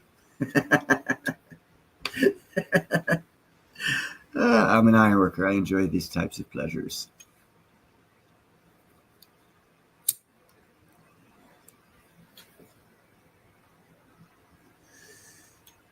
Another reason why they probably cut the steel industry down to 20%. They wanted to get rid of the tough men that speak their mind. And that's what another adverse effect of the Ukraine war is. A lot of people that are trained by governments around the world to do special operations type stuff are being hired up as mercenaries and killed. So we're losing a lot of masculine type warriors. That's a casualty of that war. France has lost a lot. Norway's fixing to lose a lot. Sweden sent some guys down. They're fixing to lose a lot. America's lost a lot of men that way. Colombia, Brazil's lost a lot of men that way. Argentina's lost a lot of men that way.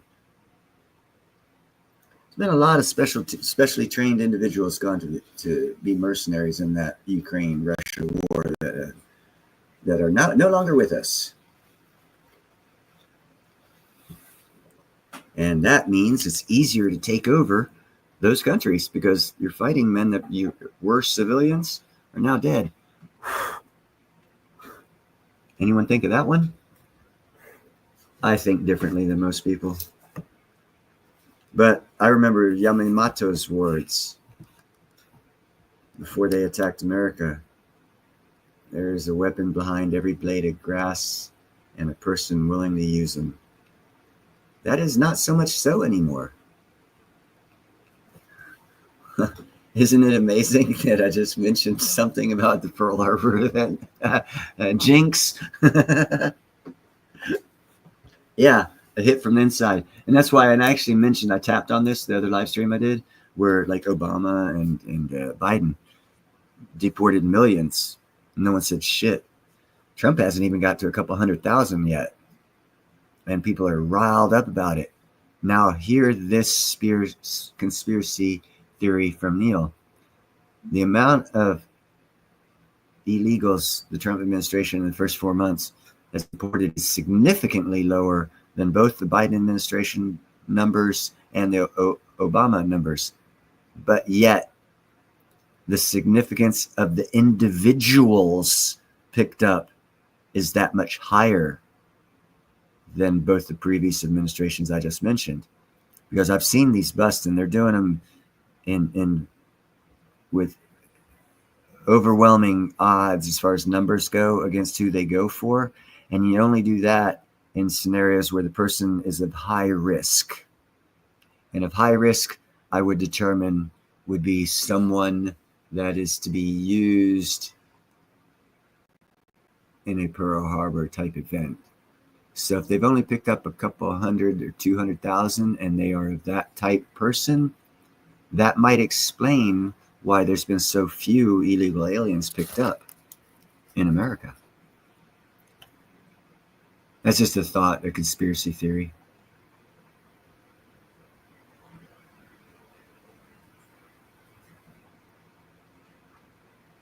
What's up, Will? Sorry to highlight your statement. Oh, and Deja Vu, I didn't see you, sorry.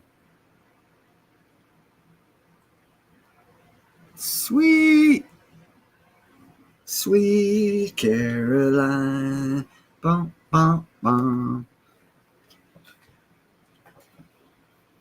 Oh, hey, Chad, did you hear Oh, I'm going to have to Google this. I don't want to get the number wrong. I think 23 generals, American generals, were fired.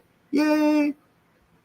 That was a good thing, in my opinion. Let me ask Google.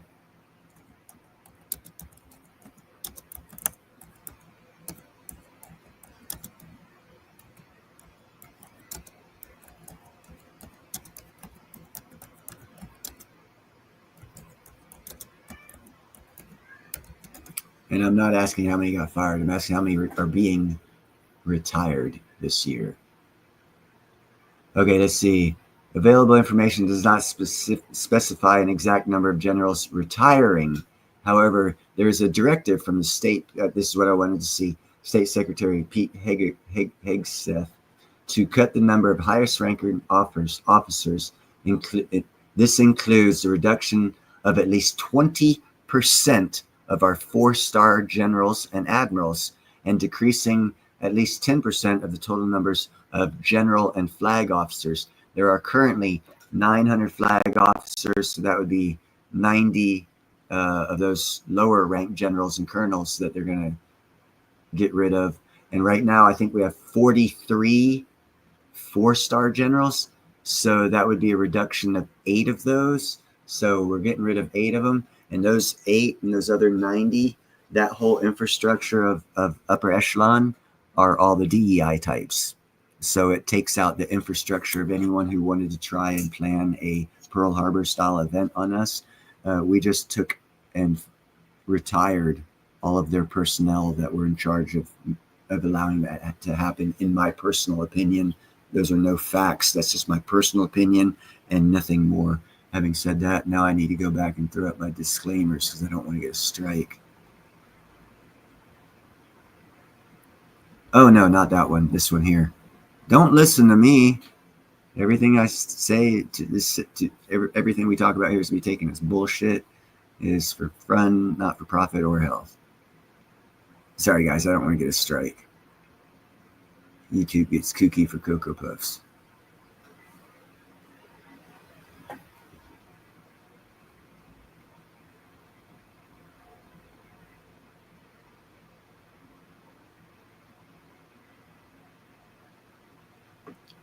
Yeah, Chad, that is a thing. But see, the report I just did, or am doing right now, is basically stating how we're leaving the electric Green New Deal style. And it hurts my catamaran company that I want to start, but it helps it because it changes the whole landscape before I land on it, so I can adjust. It's not a big deal because I know there's going to be, we're changing up from doing the American style of trying to get people off combustion engine fuels. And there was a 25 year time period where we're investing in that. Elon Musk obviously dominated and getting the money from that.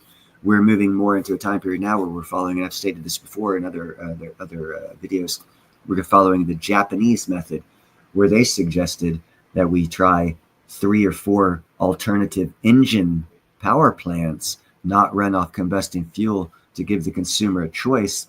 And by giving them so many choices, the odds are that if you give them 5 choices, one of them being a combustion engine, the other 4 not, rather than just 2 choices. And they were thinking, when they gave the electric as a choice with all the subsidies, that half the people would buy electric, but only like 5 or 10% did, so it didn't work out. Under the theory the Japanese use, if you give 3, 4, 5 styles of engines that are not combustion engines and give more different choices, more people will naturally choose something else rather than the forced choice of the electric car, which was forced on us through tax dollar subsidies. Our money forced it on us. The Japanese system says try different power plants, and if you have like 5 power plants, one of them being a combustion engine, the number should adequate equally to about 20% per each, with all those new technologies coming out. And that in itself comes back to platinum. And the reason why China bought half the world's supply of platinum, like 2.3 million ounces last year alone, out of the blue, was to create these new engine power plants that are going to be released to us to get us off the carbon engine and to actually make us quote unquote greener by getting off the combustion engine. They're also allowing for the increase through regulations. They're allowing for the increase of fuel miles per hour in cars, because those are regulated numbers. If the government wanted to regulate a 100-mile-per-hour combustion engine car, the car companies would produce them. It's that simple. It's regulation.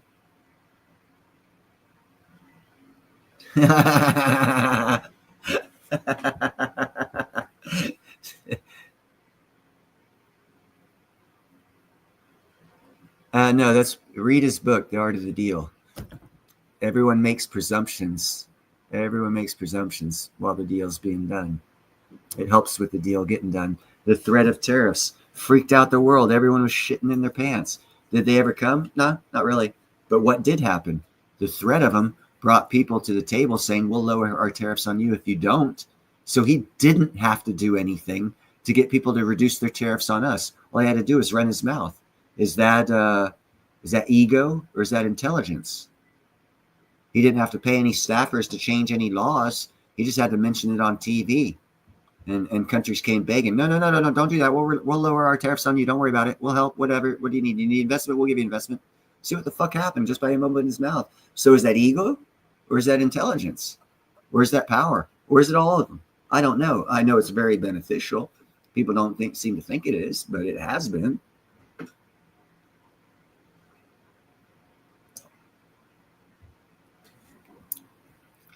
I think that's political. I am upset about that too. And I see it as well. And I'm wondering, WTH, myself. So I'm trying to think what would be the reason of that. And I'm thinking the reason for that would be to push it off till closer to midterms, to where that way right before midterms, it can be made to happen, to where the midterm year we'll get that $5,000 check that Elon said he'd get with all the savings and whatnot. And it'll help politically. So I'm thinking as a theory, conspiracy theory, I'm thinking that's what's happening there. And it actually makes sense, but there's no facts or proofs to it. But that's my feeling on it. But yeah, I'm very upset about that too.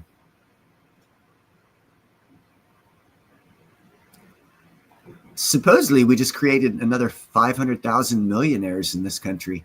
I saw the numbers. I was like, what? I didn't believe it, but there is a wealth transfer going on, so it's quite possible.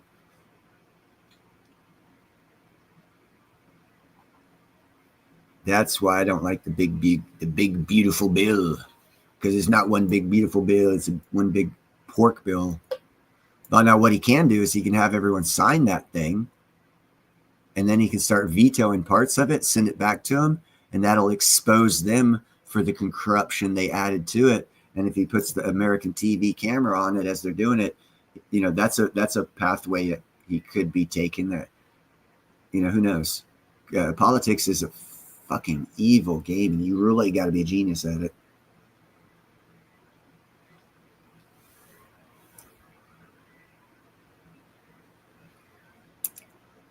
No, tariffs actually bring in money. And how they do it is because if we had a 10% tariff on them, here's an example. Okay, we have a 10% tariff on Canada, right? They still have a 263% tariff on our chickens and a 75% tariff on our lobster. So how's those tariffs good for us? We're only getting 10 off them.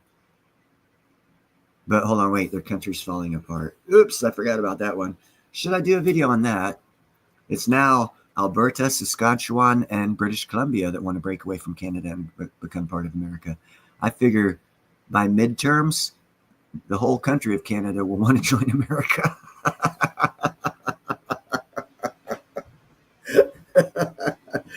People were saying I'm crazy. No, Alberta will never become part of America. Okay. Now it looks like it's going to be Alberta, British Columbia, and Saskatchewan. So you're right. Alberta never will, but they will with those other provinces and more to follow. I'm sorry.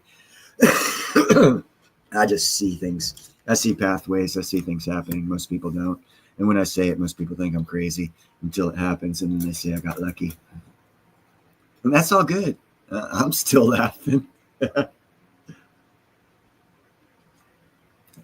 I know that micronuclear reactors will add a lot to help Russia keep their northern passage open, since they already reopened one of their World War II deep ports and already built a brand new deep port.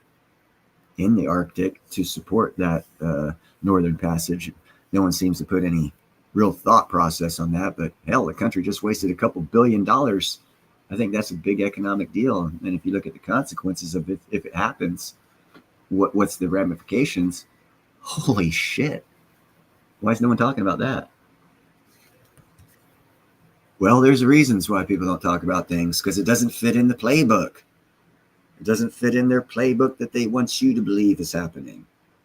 That's why.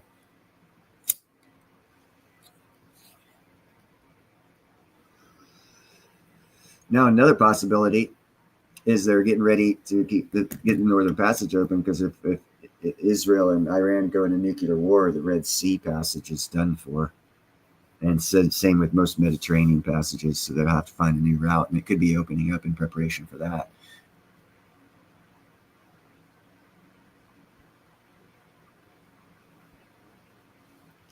Well, yeah, deja vu. Those provinces pay most of the money into the Canadian government, and the eastern coast provinces are the ones that are dictating the rules that are non-beneficial to the provinces that are paying for it. It's rudimentarily a stupid system that was built to fall apart. What they have in Canada, or how they're running it in Canada right now. I'm sure it wasn't always that way. Again, intentional, totally intentional. And I saw this, and that's why I said that they will be part of America. Greenland will also be part of America. Even if America has to change to just be called America, not the United States, but just called America, the North American continent. North American, NAC, where we encompass Greenland, Canada, America, and Mexico, and have it just the northern American continent, or something like that.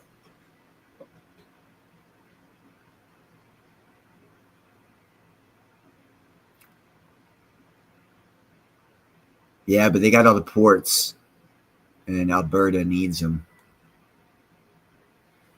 because one of Alberta's bitches is the stopping of the pipelines and the cutting off of access to the ports for their goods and services in their province. And the government of Canada has disallowed other provinces from allowing them to run their pipelines and tankers or trucks or whatever to the ports for oil, goods, and services. What's up, Pete?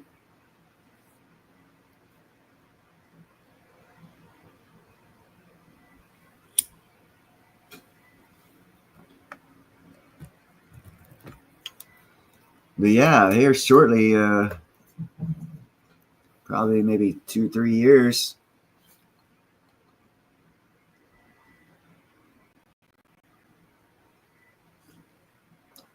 we'll be on a freaking catamaran doing our remote work at some exotic island destination.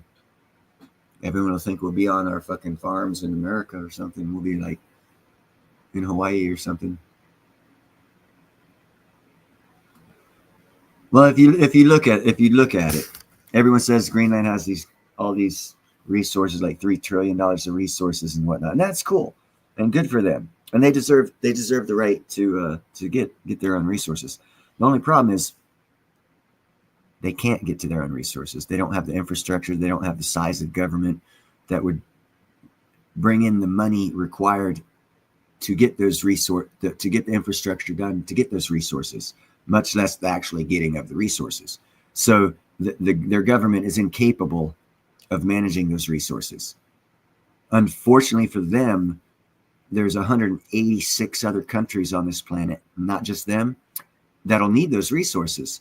So it's only a matter of time before the choice is taken out of that one country's hands for the needs of the other 186 countries on the planet need for those resources. So before that happens, what will happen was they will partner up with or become part of a country that can access those resources and make them readily available to the market. And that's America. So that's going to happen. And it's not going to, other countries will pressure them into it. America just has to say something and get that worm, that seed planted in other countries to be like, we got plenty of reasons why our prices are going up. There's plenty of shit in there. We just they can't get it. What? But America can get in there. We can have them going in 2 years. Get America in there. Get those resources. And other countries will start saying that, and boom. Next thing you know, Greenland will be part of America.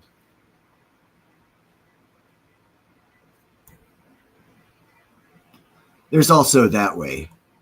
I mean, there's several ways to do it. There's several ways but they're friendly. Another way to do it is they've actually already voted.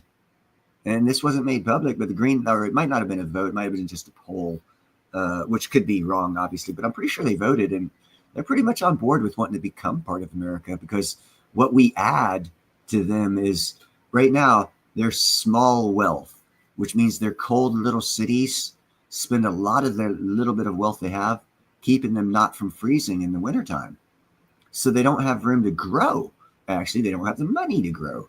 So if we took them over, the instant benefit would be, oh shit, probably, I don't know, $500 billion worth of investment in infrastructure and housing, office, port building, mine digging. I mean, would make it look like Texas in about 2 years. There'd be a lot of things for them to do, because we have the ability to do that. We have the resources, we have the technology and the capabilities. We could make that a very prosperous island rather fast. Yeah, they're all on the coast because it's too cold. You go inland and you get stuck, you're dead. And that, you know what? Micronuclear reactors will change that. Because, see, it's too expensive to get their fuel trucks inland because the gas freezes. They barely get it off the ships sometimes. It's so cold. So they got to stay near the ports. America and our technology, we can ramp in there with a couple of our big companies and boom, boom, boom, boom, boom. Infrastructure put in, a couple big mining companies move in, a couple big oil companies move in, a couple big tech companies move in. Because you know what? You know what would work great in Greenland? Data processing centers. Just leave the windows open. You don't have to cool the fucker. You know?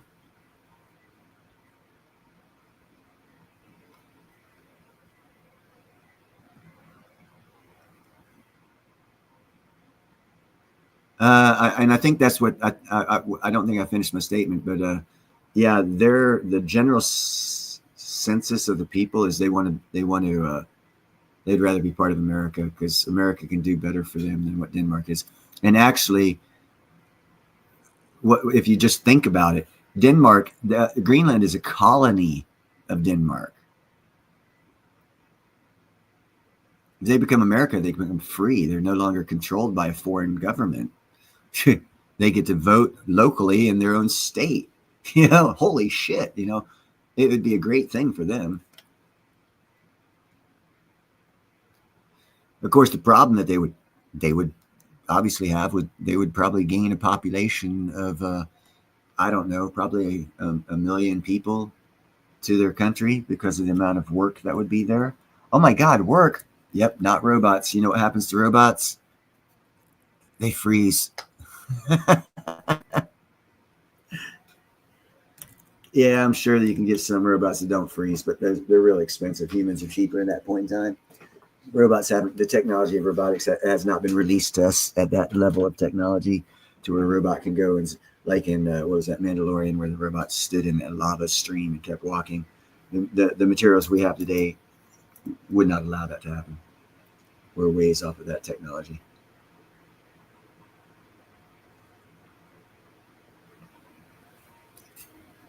Yeah, well, if they name Greenland Greenland and Iceland Iceland, and if you go to Greenland, it's all ice, and if you go to Iceland, it's all green. Did they not have a sense of humor, or what?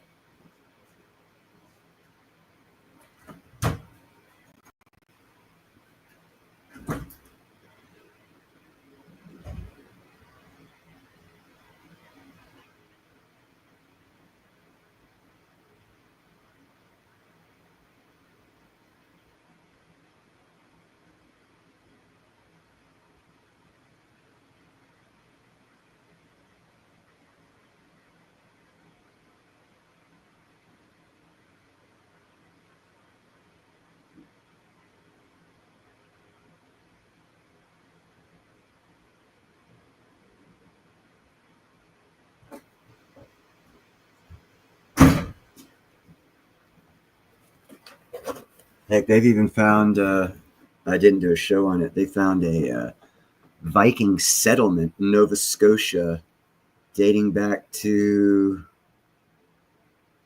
Leif Erikson. When was Leif Erikson's time? Like 12, 1300s, 1100s?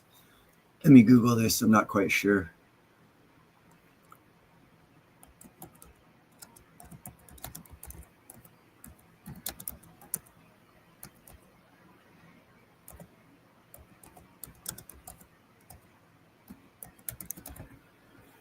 '11th century. Okay, 10. Okay, yeah. Okay, yeah. So 400 years before Columbus, there's this settlement they found the remnants of in Nova Scotia from 9th, 10th century, 1000 AD ish.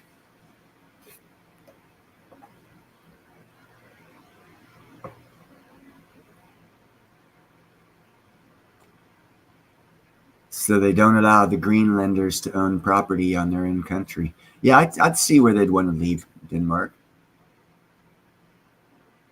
Yeah, in 910ish. 910ish. So yeah, the settlement, because the reason why the Vikings named Greenland Greenland is because they wanted people to migrate west. And the only way to do that was to have a base of operations in Greenland. And the only way to convince dumbass Vikings to sail across a fucking horrible sea that's always cold and your boat can tip over, and if you get rained on, you're going to freeze your fingers off, was to convince them that it was a prosperous green land. So they named it Greenland. And the Vikings that settled there, most of them left because it wasn't a green land. And I don't know the meaning of why they labeled Iceland when actually it was more a Greenland. But I'm sure it was to keep people from there because Vikings were assholes. They're only nice when they want to be nice for their purposes, and then they become assholes. It's an interesting lifestyle, I guess.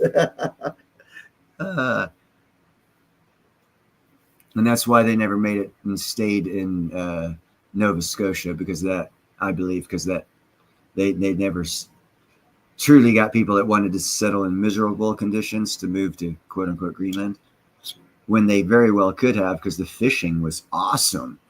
They could have had, if you had the right people, not people that wanted to be farmers, but the people that wanted to be fishermen, Vikings go to Greenland, they probably would have had a thriving society. But they brought farmers and convinced people it was a Greenland. So they got the wrong people migrating there, and it didn't work out well. And that's probably why America wasn't occupied by Vikings or discovered by Vikings.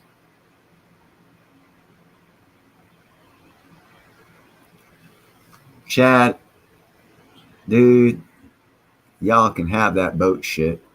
I did it for a little bit when I was young. I was like 17, 16. No, wait, I was 15, because my mom knew the owner, and he said he'd hire me for the summer on a work permit because I was 15 and not 16. And it was for B&B Yacht Enterprises. And there was a hurricane came by that's late summer. It was early for hurricane season. And there was yachts at Perdido Key Yacht Club that they had wanted dry docked, and we had to take the yachts through the Intercoastal Waterway about 13 nautical miles down past basically the downtown part of Pensacola that hits the Intercoastal Waterway at the waterfront. And there was a dry dock there that had a crane. And then we got picked up and they drove us back out to Perdido Key Yacht Club. We got on another yacht and we motor sailed it on. And by our fifth one, the seas were so bad, we got a call from the fucking dock saying if we weren't there in 5 minutes, we were going to be left, because it was so bad that they didn't want to stay to dry dock the last boat that we were bringing in. And that was the one and only 2.5 month experience I had really working on boats at sea. And as I just stated, it was the last time I ever worked on one. But it's a bad experience to have your first experience. I mean, the first like month or 6 weeks, 7 weeks wasn't that bad, but those last 2 or 3, because after the hurricane hit, they went into yacht recovery on the Intercoastal Waterway, because the laws in Florida are you have a couple of days to get your yacht out of the Intercoastal Waterway for freedom of shipping rights, or else they got it out and you got charged shitloads of money and usually lost your yacht. And that's why you can go to Florida yacht auctions and destroy yachts hella cheap, because a lot of people don't have the money to recover their own yachts or get them out of the way. But Bill had the business doing it, and we went and recovered a couple of yachts, and it was horrible too. But I actually stuck bladders inside yachts that were flipped over with holes in the bow, but it was upside down, so the hole was obviously visible. We'd go in, pull shit out underwater, put the big bladders in, fill it up with air. It would come up, we'd tilt it up right, take it to dry dock, put it up there, and then refinish them and make them like new again.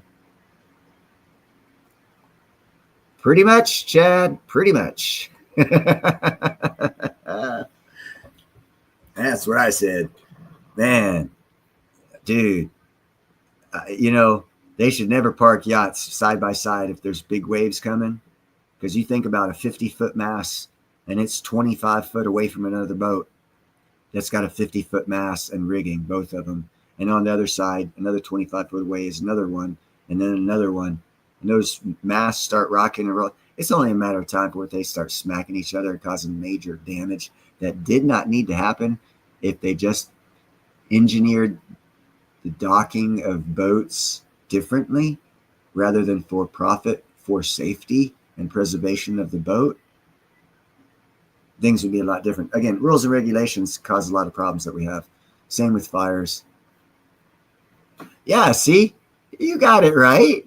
Then I got a safe job. But first, what I did is I went to war because it was even safer. And after I got out of the war, I couldn't find anything as safe, so I became an iron worker. Good catch.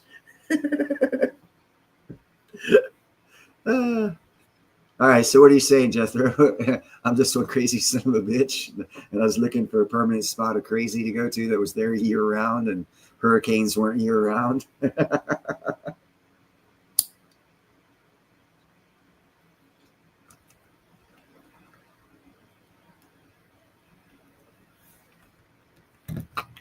No, I knew one of my criteria for working for other people. I knew at first grade I wanted to own several companies before I died, and that's coming. But in the meanwhile, I knew that any career I had, I couldn't work for anyone else unless I had the possibility of telling them to fuck off, and possibly even get them fired if they were stupid enough. And the only career choice that was left available to me was ironwork. And if you got the right attitude, it's not that. It's hard work, but minus the physical part, the brain part of it, it's not that hard. Prints, crane, steel, bolts, welding, plumb up. It's not that hard. Decking, rebar, studs, concrete, flashing. It's not that hard. The physical part is hard. But if you know your limitations and you're smarter than the steel, you can be like me and have a good 20, 30-year career. Just know your limitations. Don't try and out-muscle the steel. Outthink it. And that's what I did.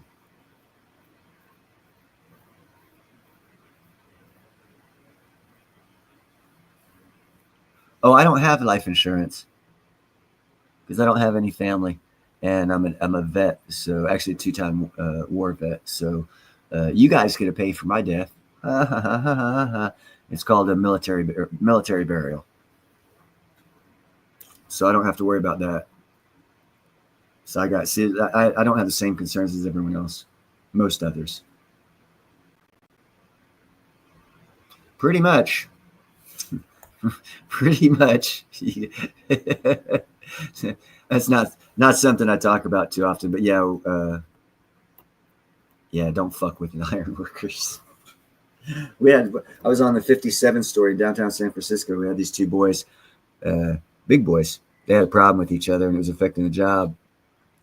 So at lunchtime, I went up to the superintendent, who was about the same age as me. He was from Las Vegas.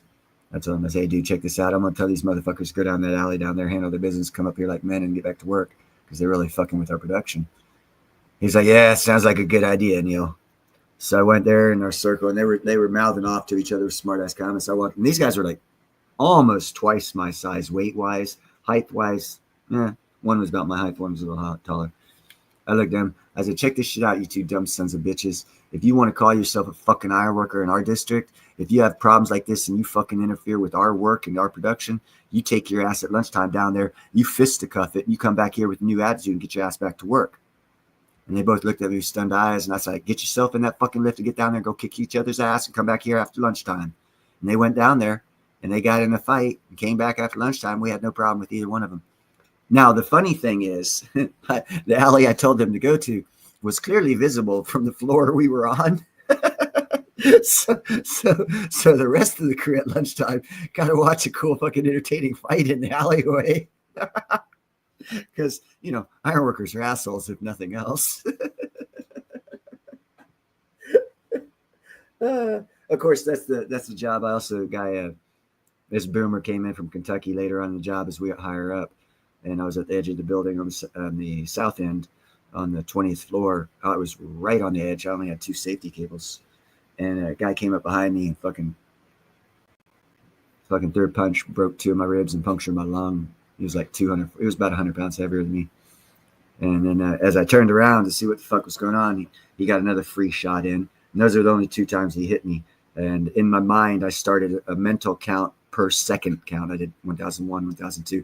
And as I was doing this, there was things I was doing because he hopped on me he had a good mount for ninjutsu mount. And he tried ground and pound, but I like pussy slapping his elbows to where he overextended and didn't really hit because I knew I was on deck. And if he did really put his weight into a punch, he'd be punching the steel. If I offset his swing, he'd like fucking hit the steel on the deck and he'd fuck himself up. So that was my what I was thinking of then, along with doing my 1001, 1002.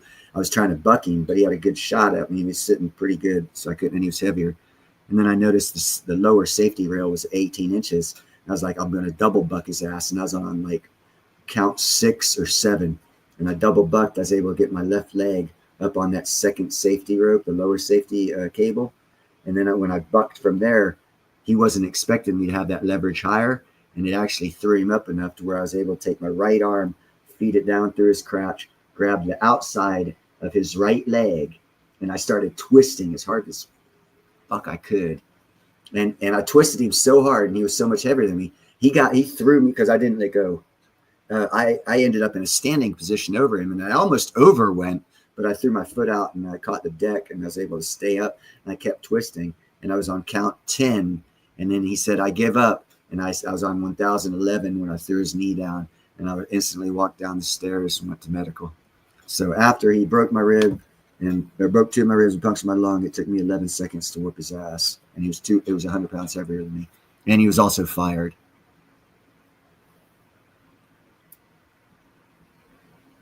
And I didn't call the cops. It was actually an attempted murder because we have special federal law as iron workers or any construction worker now. It used to be just iron workers because we were bad at this, but other trades are now in. Anyone over the 2nd floor who does a physical aggressive action against another person, it is seen as attempted murder and federal charges of attempted murder. So if you just push someone on the 3rd floor, they can bring you up in charges of attempted murder. To where if you're on the ground level and you push them, they can't do shit to you. So there's a special law. So I could have called the cops on him for attempted murder because I was on the edge 220 foot above the ground.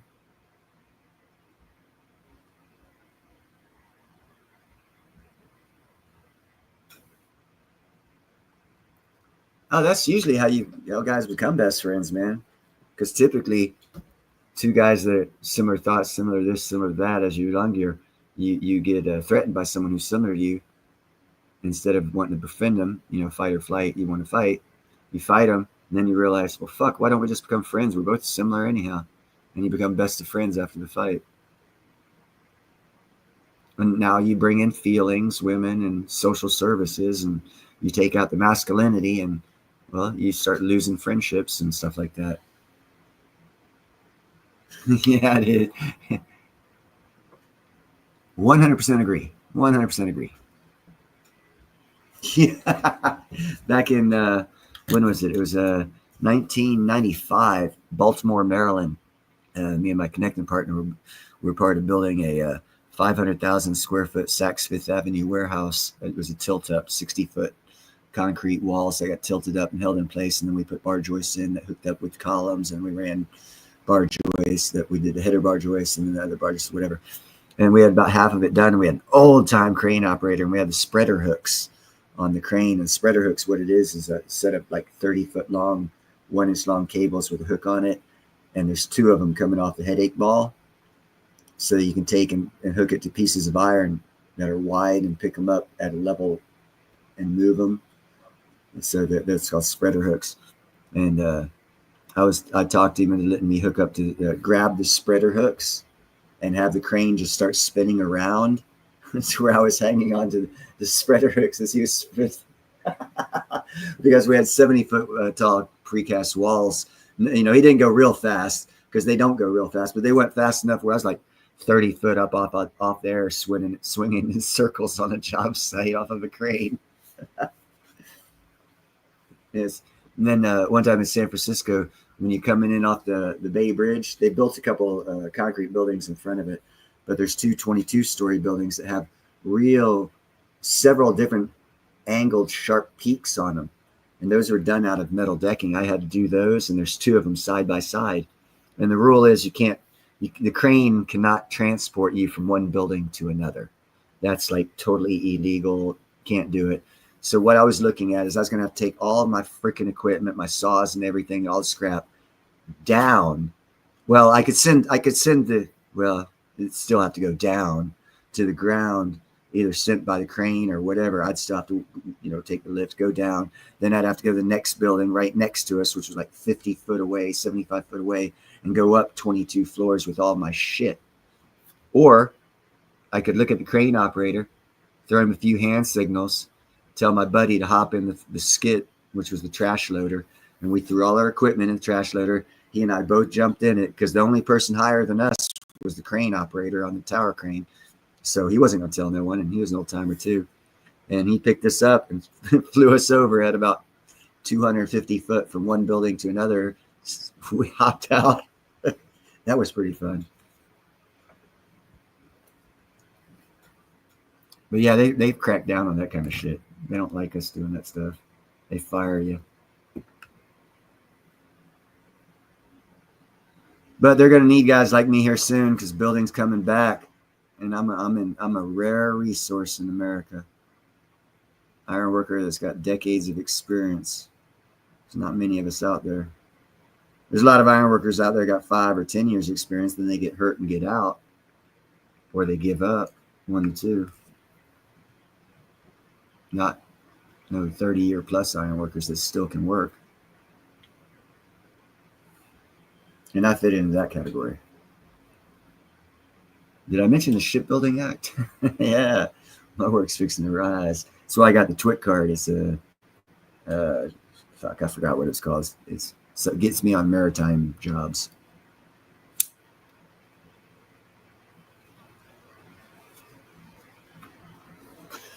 Because if all else fails and I have to go back to work when I move to Alabama, I'll just go to the Port of Mobile, show my TWIC card and say, yeah, I'm a forklift driver. Here's my certifications, or I'm this, that, the other, show my certifications, and I'll get a job. And because I already have the shit, they'll know I'm not new, because new people will be like, yeah, you got to get this, you got to do that. Yeah, I'll be like, no, I got this, I got this, I got this. I'll be able to walk into a job. Not that I want to. I got other shit I'm going to do, but worst case scenario. But anyhow, I'm going to end this stream. I appreciate everyone being here. And until the next one, I hope everybody has a great time. Be kind, be helpful, be grateful. The payment long-term for living a lifestyle of kindness, helpfulness, and gratefulness is totally worth it. It might take a while. It might not. But it's worth it. You guys have a great day. God bless America and everybody here.